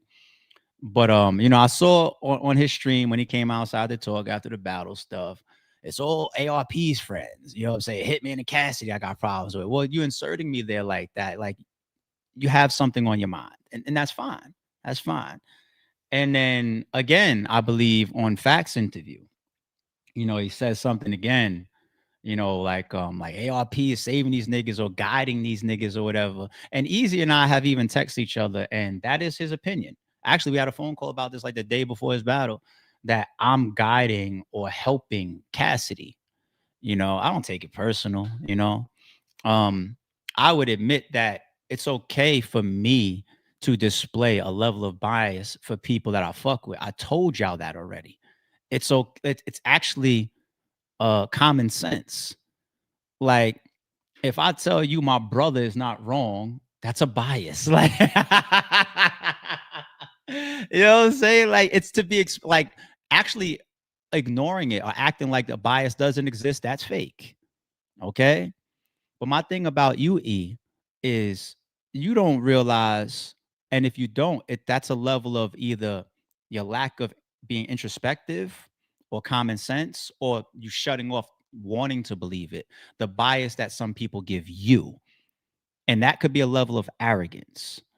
You are held up by many people. You have a big support base in battle rap. It's not the whole world is against you. There's a lot of things I could bring to this channel talking down on Eazy, and I don't. There's some personal stuff I personally stay away from. Actually, I told him some of those things the day before his battle when we was on the phone just talking shit. You know what I'm saying? Like, he knows that. Yeah, you know I mean, but I don't like when people want everything your one way, like a Marla, like, oh, you want it to be one way. I don't like that. You know what I'm saying? Because when you want to talk about a bias, Facts got a live that he put up last night.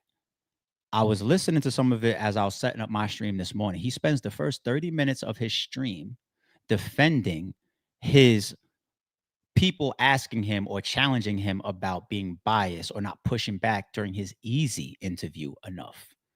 That's how he spends the first 30 minutes of his stream defending himself, because there's a possible, what fans think, a bias there.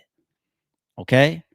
Same thing like you may interpret with Eazy going to a Facts for an interview or 3 Letterman. These are people that he either has or has had personal relationships, or I should say at least past battle rap relationships, these two people. So that creates a safety area, which is totally fine. Some people might say, if Hollow or Cassidy interviews with you after they're in controversy, that's a safety area. Let's admit the truth. That's okay. Let's be real. Duh, motherfucker.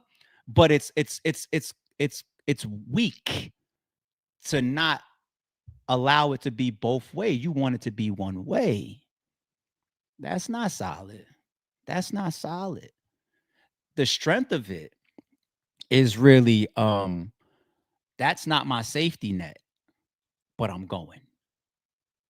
You know, and this isn't about, like, let's say if me and Eazy do a debate, because here's something too. There's a big difference about if you watch some of my streams. You have, for example, a version of myself when I do an interview, right? And you could see there are a good amount of interviews that I do, despite my ability to sit up here and talk for 2 hours and carry my own takes naturally. I barely say anything. Like my last Cassidy interviews, right? Barely talk. I let him run his show, right? I could interject a lot of negativity if I want to. I let him run the show. So you got that style, right? Then you have a debate style. A debate style is like what some of you guys saw me and Marv just do, and Primo. That's a respectful, understood, premeditated debate. We're coming here to exchange a difference of opinion, okay? Then you have arguments, but still arguments that's under control. Like the last time Averb and I did a stream together here on the Sorry It's True podcast. You know what I'm saying? So those are like 3 clear, different, distinct versions of what I'll carry when I'm on with somebody. a level where I allow myself to argue and have raised voices, but it's controlled, a level of just debate and respectful nature, and a level of interviewing and playing almost like a Jay Black role, where it's just like, I ain't gonna do too much because you're here to capitalize on, whether we admit it or not, a level of safety. And anybody that says different is a fucking liar. Everybody says, let's keep it real. Let's keep it real. And here's an even opposite thing, because I think I'm on Eazy's op list because I interviewed Cassidy people. I think I'm one of his ops. Okay. I would offer trash the safety net, or God forbid somebody ever tries to look at me and say it's about $1, a $300 video, a $200 video. I'll go to Eazy's channel and debate or argue or interview, any of the three. I just don't like the subliminals, and I already see enough of Eazy, your personality. I'm like, damn, I made it on Eazy's op list. And we've had a couple texts the other day about it. I'm just like, you feel away because I interviewed Cassidy. I just don't think that that's solid. You know, I'm not going to show you in this stream, you know, because, you know, I'm trying to be cool with the guy, you know, but there's a big difference of what I can and would do if I treated somebody like that. You know what I'm saying? So you just want it to be one way, and that bleeds into the characteristics that you display when it comes to other battlers, whether it's their time to come into events or be on cards or whatever. You're controlling, and I think you can't handle when you're dealing with another alpha. You know what I'm saying? Like, when you put two alphas in a room, me, the type of person I am, I encourage the disagreement. Let's have some fun with it. Let's clash. Steel sharpen steel. No pause needed for a nigga like me. You know what I'm saying? If it's time to actually debate, or you have a difference of opinion, or somebody host who is publicly already being told, I fuck with this person, you take it to a personal level, almost like, oh, that's op list, that's oppy, that's you give off we're not cool vibes. Huh? That's not how two alphas are supposed to be in the same room together. Why don't you tell me about it? You know what I'm saying? Like when I don't say like tell me, you know, on your platform. Fuck my platform. You know what I'm saying? I just don't like that. I just don't like that. And I'm trying to still be conservative, because this ain't no exposure or get at it, no shit like that. I just don't like it. I don't like it. I took your little small subs, but our text messages show me the sensitivity of when you don't get your way with an alpha. You know? So, okay, let me move on.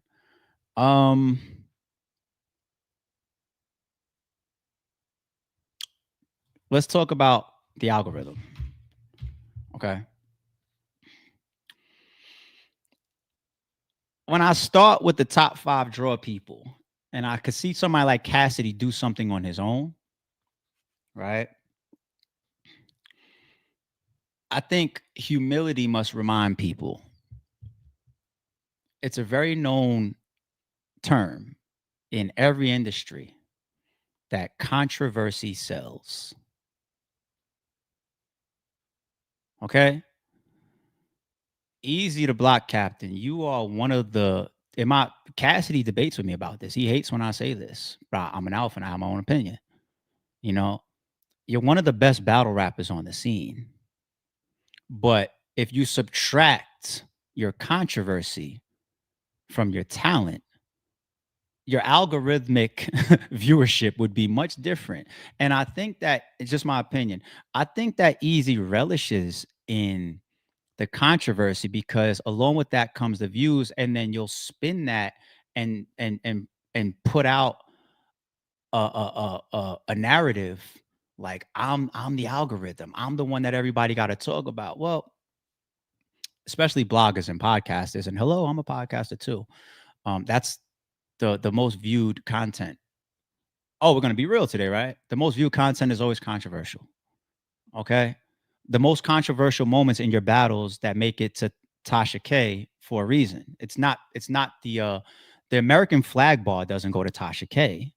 It's the REM stuff that goes to Tasha K and to TMZ and outside of battle rap and to the Joe Budden podcast and all that stuff. Speaking of Joe Budden podcast, shout out to them. I just heard them say Cassidy is a god when it comes to that promo stuff and that whole draw power within battle rap, right? It's true. It's true. And the controversy that Eazy you sometimes bask in, and that's another thing that I think is not cool to do. It's not cool to bask in the controversy, but then be so sensitive when people are against it or have a difference of opinion or actually interview or talk to people that you don't get along with or you don't like. That's too sensitive to me. Once again, you can't control alpha. You can't control everything. You might be able to call, and I don't want some bloggers to take this the wrong way because I ain't talking about you. This is a general statement. You can't call everybody and say, no matter of fact, I will use this example. I know facts ain't controllable, but you can't call everybody and say, yo, I'm gonna tell you right now, if you interview Henny Man again, me and you, what? Who the fuck? That's a hang up on Michael Jackson moment for real. You can't engage certain alphas like that. You know, you can't be controlling. You're not I.C.E control. I control it doesn't go like that, my nigga. You gotta understand the give and the take, especially when you bask in the controversy that brings you the views. Because I've watched you capitalize on your channel all the time. You say, well, I'm gonna make some money off y'all niggas. Y'all niggas call it bidding and all that type of shit, right? So you understand the system. And it's never cool to be the guy that has no problem when he's on this side of the gun. When you stand on the other side and it becomes, now I'm ready to take the stand, we look at you different. Metaphorically speaking, I'm not calling these, everybody keep up. Everybody keep up. We look at you different. You know, so I'm not trying to.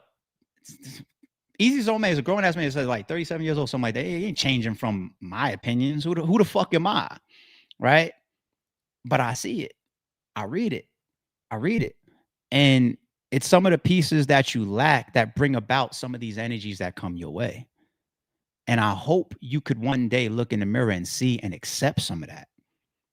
Do you have haters out here? Yes. Some of these people probably want to be your stature of battle rapper, your stature of person or whatever. There's some people that might want to trade shoes with you. Like there could be some haters out there for Eazy. I'm sure there are, as a matter of fact. But not all of us are fucking haters when we have a difference of opinion. You know what I'm saying? Or when we rock with Cassidy.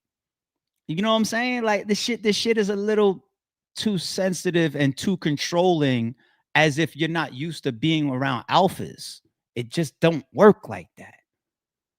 You know? But anyway, let me move on to the next piece of this. Speaking of haters, I like this piece right here. I put a little note for myself to mention. Just this is my opinion. 2 common realms that spawn a hater. You got a realm of somebody that looks at somebody else and says, I want what they have and they don't deserve to have it. For example, you drive down the block in that Rolls Royce and I say, bitch ass nigga, I don't like that shit. I'm gonna have to drop a dime on them niggas. That type shit. That type of hater, right? Then you also got the guy that never had it, never had nothing. So that's what inspires his hate, which means that he doesn't understand. I like to dig into that one a little bit more. When I say the person that doesn't understand even where his hate comes from, it's like you take an Elon Musk. Okay, well, how many billions of dollars does this guy have, or whatever? If he wakes up today, cuts on the camera, and says, I'm gonna buy this one-of-one Ferrari to take it to a speed track, and I'm gonna wreck it, and I'm gonna leave it there, and I'm gonna laugh, right? And that's what's gonna be my enjoyment for the day. A lot of us, almost all of us, we're gonna have some negative thoughts about that naturally. Like, that's a waste of money. That's a waste of time. Why would you do that? There's a psychological concept of not understanding something that you never lived, i.e. like that tax bracket. Okay. The person that spends money on something that you think is a waste of money has a different lifestyle. Hopefully, hopefully, a different lifestyle that you've never felt. Like, let's say somebody just being rich. If you've never felt what it's like to be rich, you don't know what it's like maybe to hop on Grubhub and order $150 lunch because the menu looks good. Because your lifestyle, rightfully so, makes you look at that menu and you count up the money, you count up the dollars, you look, you know what I'm saying? You're just like, nah, $150 for lunch, for a Tuesday random lunch. That's stupid. But when you're rich, you're in places where those numbers don't matter because you know where you're shopping. I know that when I walk into H&M, there's nothing in here that's going to make me feel away. So I'm going to walk to the counter with whatever I want. Versus when I'm in Louis Vuitton, I got to check a couple tags. And that's at different levels. So when you don't understand something, you could spawn a hater at times. Okay? When you don't understand something. So I like to paint my interpretations of like the two most common forms that produce haters. Once again, the jealousy on steroids type, and then the other person is the person that doesn't understand and doesn't have those experiences. So he goes in that type of reaction opposed to trying to enlighten himself. And I don't see all of those people speaking out towards Eazy, including me. And this isn't even a speak out against. This is just like, I'm just reacting to those two little shots and how I know I've made it to your op list because I've interviewed Cassidy. You know, I'm reacting to that. I'm reacting to that. You know, and Eazy knows that I'm not a good amount of some of the people that he interacts with. And if he has any intelligence to him, he knows I'm neither and would never be any of those two common forms of hater. Right? So I actually don't have hate in my blood. I think that hate is the 10 and it spawns from jealousy. Okay? Everybody has a level of jealousy in them. But what does it invoke? How strong is it? Jealousy at like a 2 or a 3 level, right? Might just make you feel away. Ah, I don't like that. Maybe you don't act on it. Some people encounter jealousy and it's actually motivational. I do it to my boys all the time. Do it to my boys all the time. They pull up on me. I joke with them too. I walk outside. I'm like, what you pull up here with? Let me see. Let me see what you did. I pull up to my man A crib. Let me see what new work you did on the house. Oh shit, you did the whole back patio in glass? Yeah, I'm hating on that. I'm gonna get that same shit next month. What's our contractor's number again? Some people's, it's a form of motivation. The hate is the highest form. That's when it consumes you. It's jealousy at the highest form, and you want something bad to become of it. I don't fit any of that shit. Especially in so fucking Eazy versus Cassidy. Fucking rap battle. And so the way you interpret some of these situations and some of your vibes and some of the energy around you, Eazy, I think is off. And I think some of it comes from a level of sometimes just misinterpreting. Some of it is levels of arrogance. Some of it is levels of just being over cocky. You know what I'm saying? And I can't speak to your experiences that mold some of this stuff away. And that's why I say, like, that's not what happens with two alphas. The two alphas actually want to converse. Instead, you know what I'm saying? I'm gonna get my way instead. I'm just gonna say, no more food for you if you don't agree with me. That's not how two alphas do. Alphas say the plate is right here. I bet we're gonna split that bitch. That's what alphas do. That's what alphas do. All right.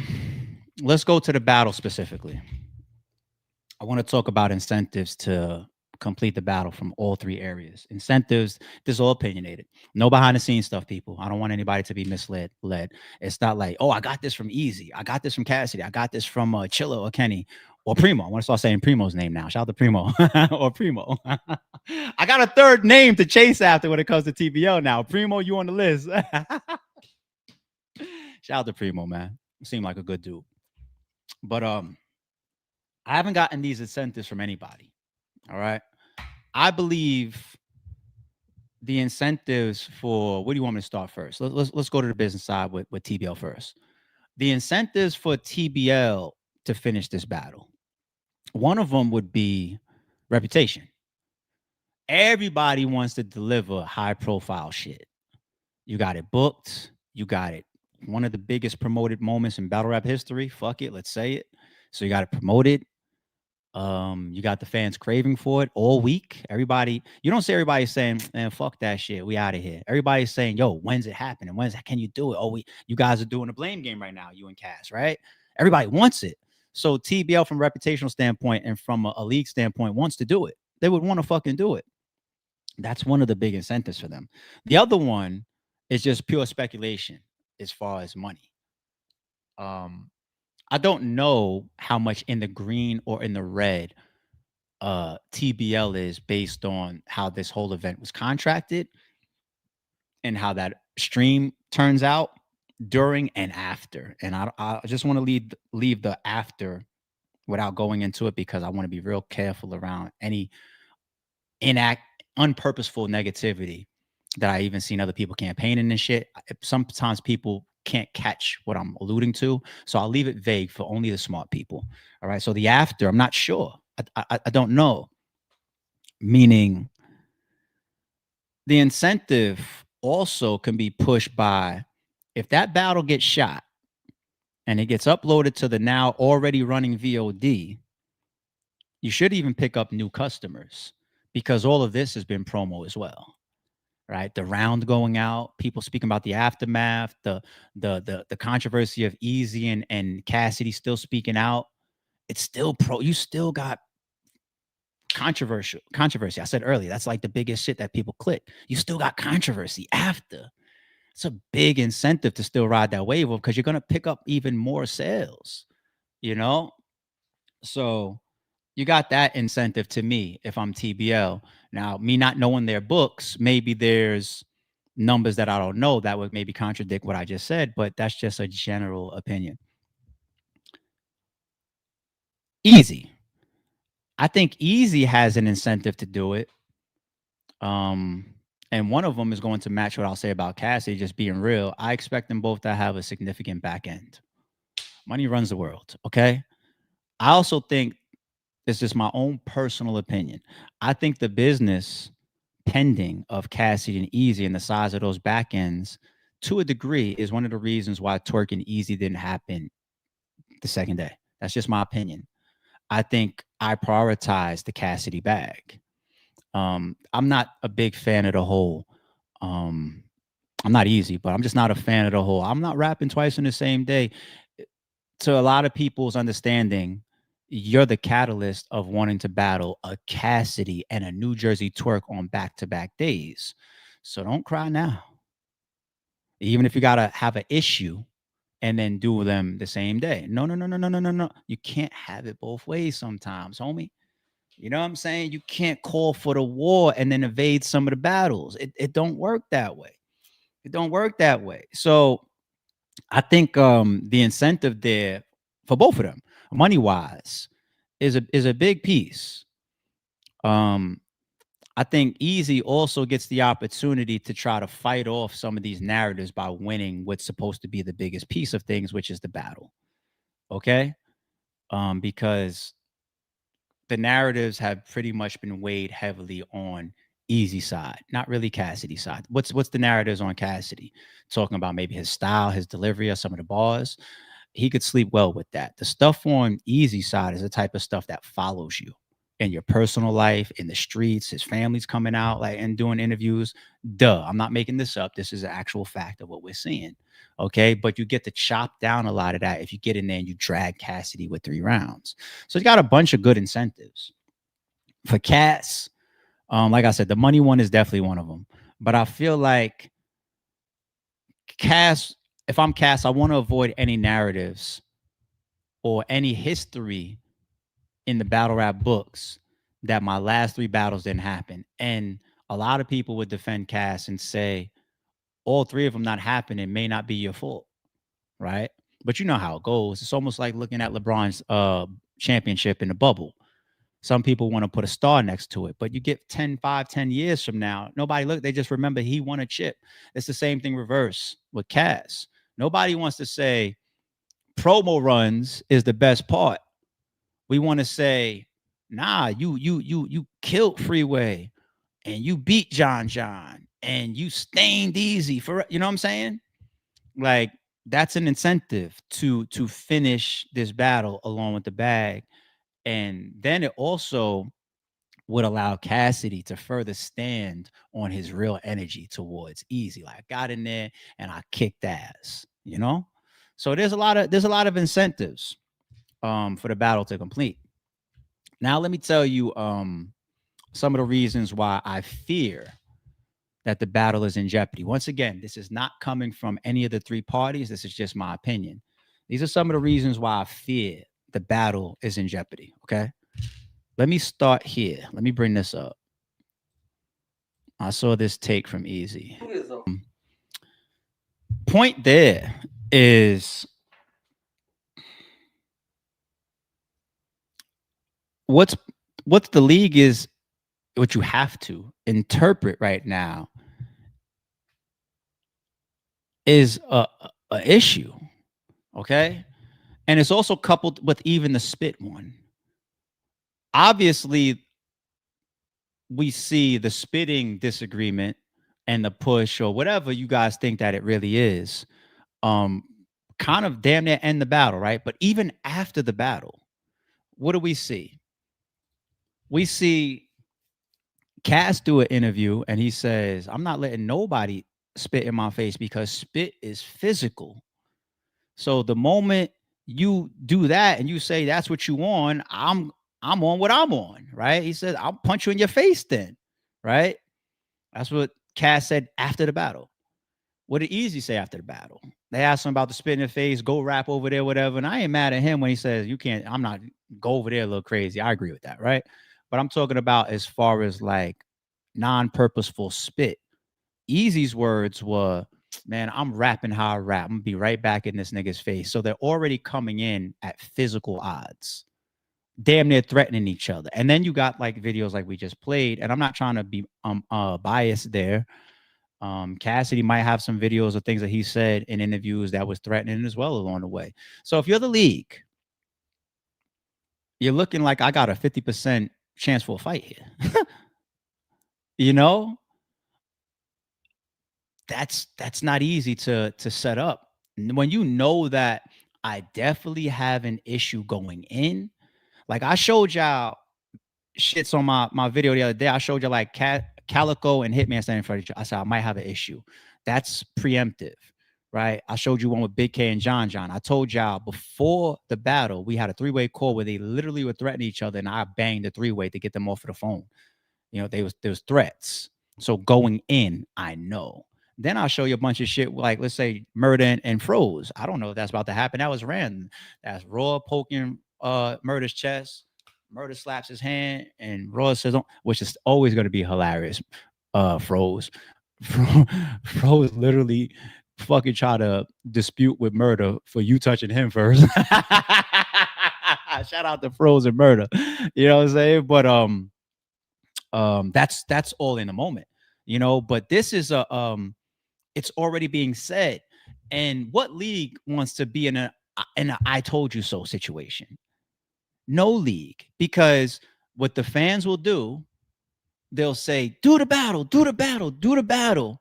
And then if something goes left, they're going to say, you should have known better. You should have known better. You should have known better. That's how they'll do you. That's how they'll do you. So, some of those aspects there really, really up my fear of if the battle's going to happen. And also, again, if the battle will complete based on what these guys are saying. You know what I'm saying? So, all right, let's go to got a couple more chapters in this whole battle rap segment. What's sticking after the battle? Now, even during my interview with Cassidy, I told him, I was just like, yo, that update him shit I fuck with, you know. But Cass is such a fucking smart arguer. Like, he'll ask you, like, what's the bar? And I hate when people do that shit, when they be like, he's nice, tell me one bar. He says, like, nigga, I can't tell you a bar right now, but you know what I'm saying? But the truth of the matter is, when we talk about what follows you after, all we got right now until you guys, if you guys complete the battle, is I get to argue for Eazy and say, yo, the update him shit was hot. But then Cass gets to run around and say, update what? Oh, my clothes, my jewelry, my money, my everything. Update what? Like, you know what I'm saying? It's just like, well, I update. What do you want me to update? Say the whole, I don't know. But what follows you? When I say follow you, is somebody going to get into Cassidy's next battle and talk about that angle? That's not a follow you type of angle. It's a great thing for Eazy to do in the context of their battle and back and forth. Okay. But the aftermath and the stain and the stuff that will follow you for the rest of your career, or possibly even into the street or into your life, comes from Cass. And that's why some people say he won the war if it ends right here. He won the war, you know, because, and I don't even want to go into the thing about, you know, Mom Dukes or whatever. You know what I'm saying? Respectfully. I don't even want to go there. But Cass went there, and there's reactions to it out there that's still moving. Okay. The other one with Eazy's brother, respectfully, you know, even the footage of it, of like Eazy's reaction, and then also like him speaking about it in the spaces with Verb, but then your blood brother coming out and speaking this way, and then it puts Eazy in a spot where once again he's got to take this stance almost as if he's saying everybody is against me. It's always a reason why somebody is doing something. It's never true, or it's never Eazy. And let's say Eazy is right, but if you always got that pattern around you, it looks bad to people. This is how perception works. Okay, so then it becomes a blood brother coming out, or blood through one of the parents, that's blood, right? And says, yeah, one of our brothers did that. And that's why I don't rock with him a certain way anymore. You know what I'm saying? And then he's coming out and saying like, well, I still haven't seen the paperwork.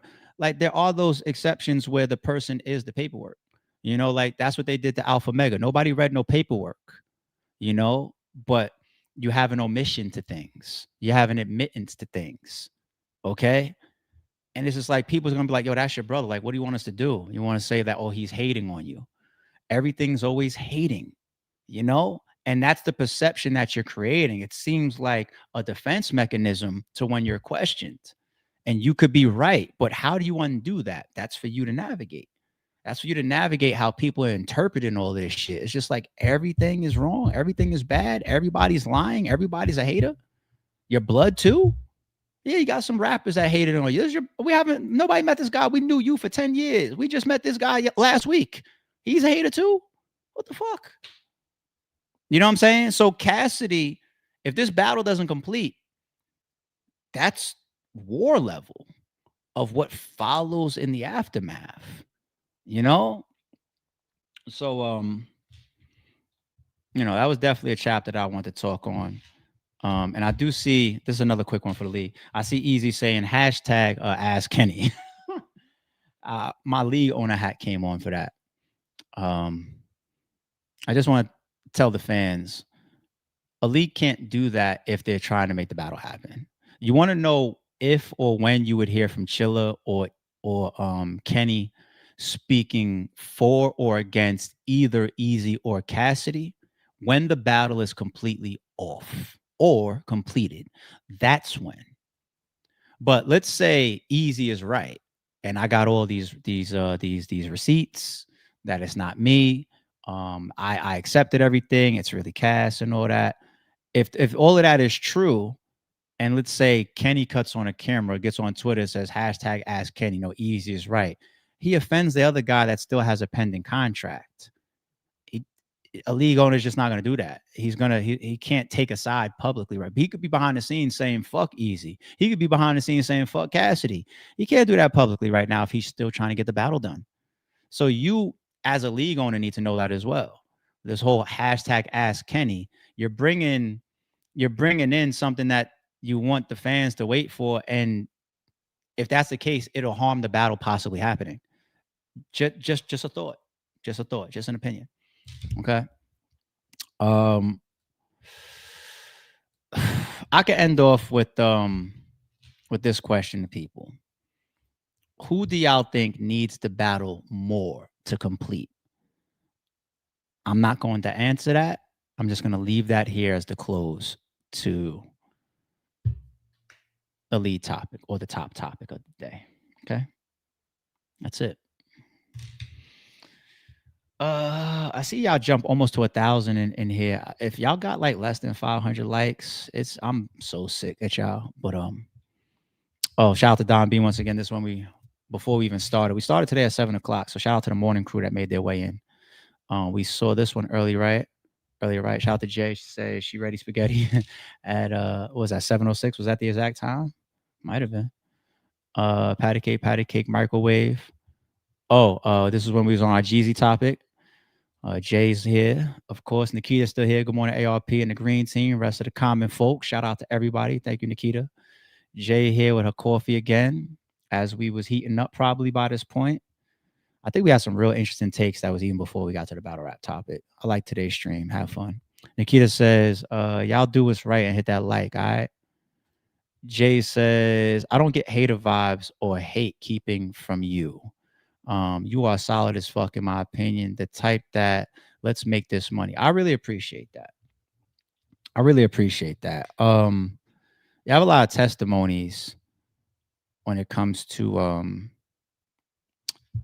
let me double back on that.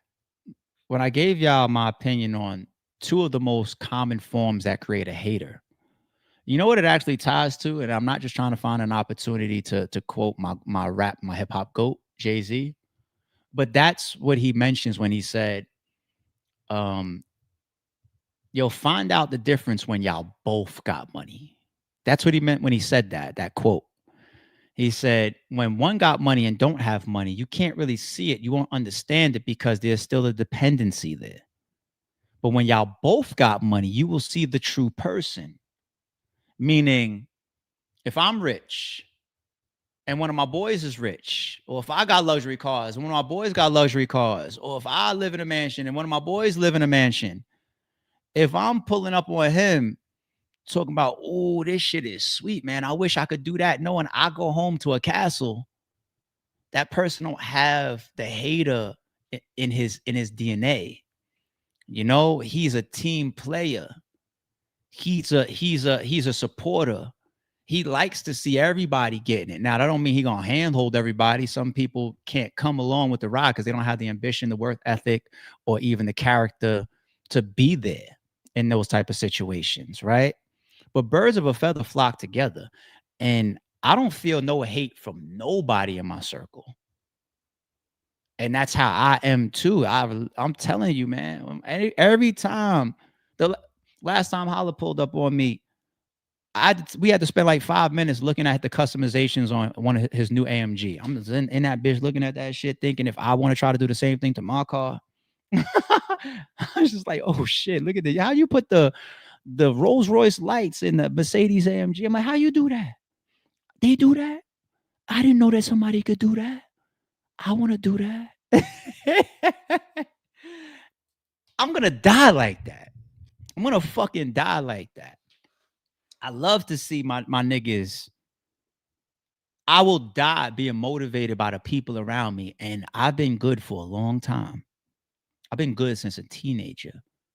I had some of my niggas' parents saying, damn, Adam make more than me. I was doing that at a teen. I swear on my kids. I had one of my closest friends at the time, his mother tell me that. And I was a teenager. I've been good for a very, very long time. Yet I'm going to die with it in my DNA. Like, I enjoy seeing my people and people around me kill. I was just fucking talking about my man A. As a matter of fact, Holla, you was here. There's a whole battle rap witness there. My man, like, his salary is over $1 million. You know what I'm saying?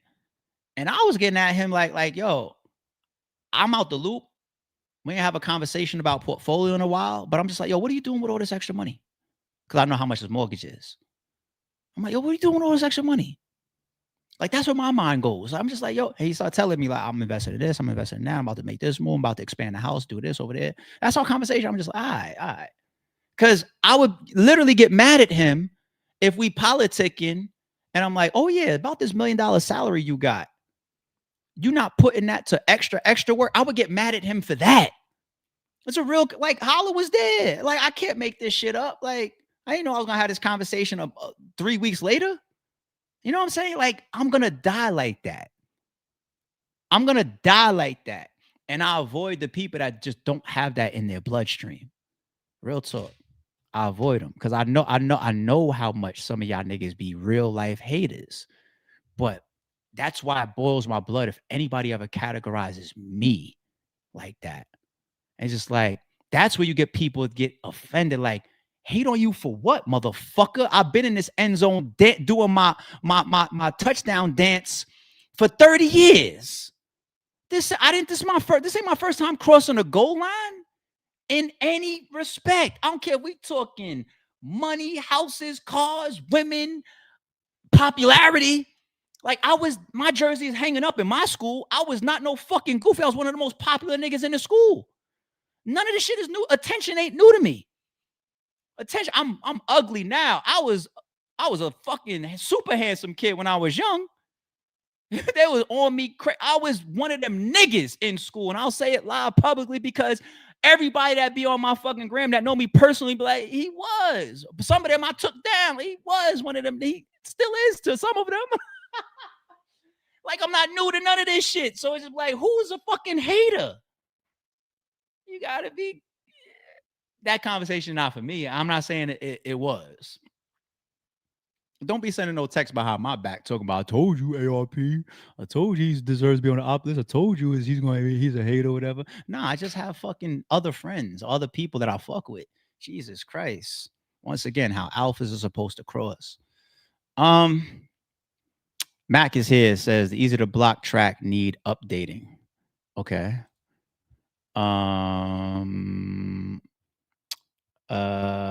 What is that? I can't pronounce that. My bad, homie. 650 says Cass was definitely Eazy's most damaging battle.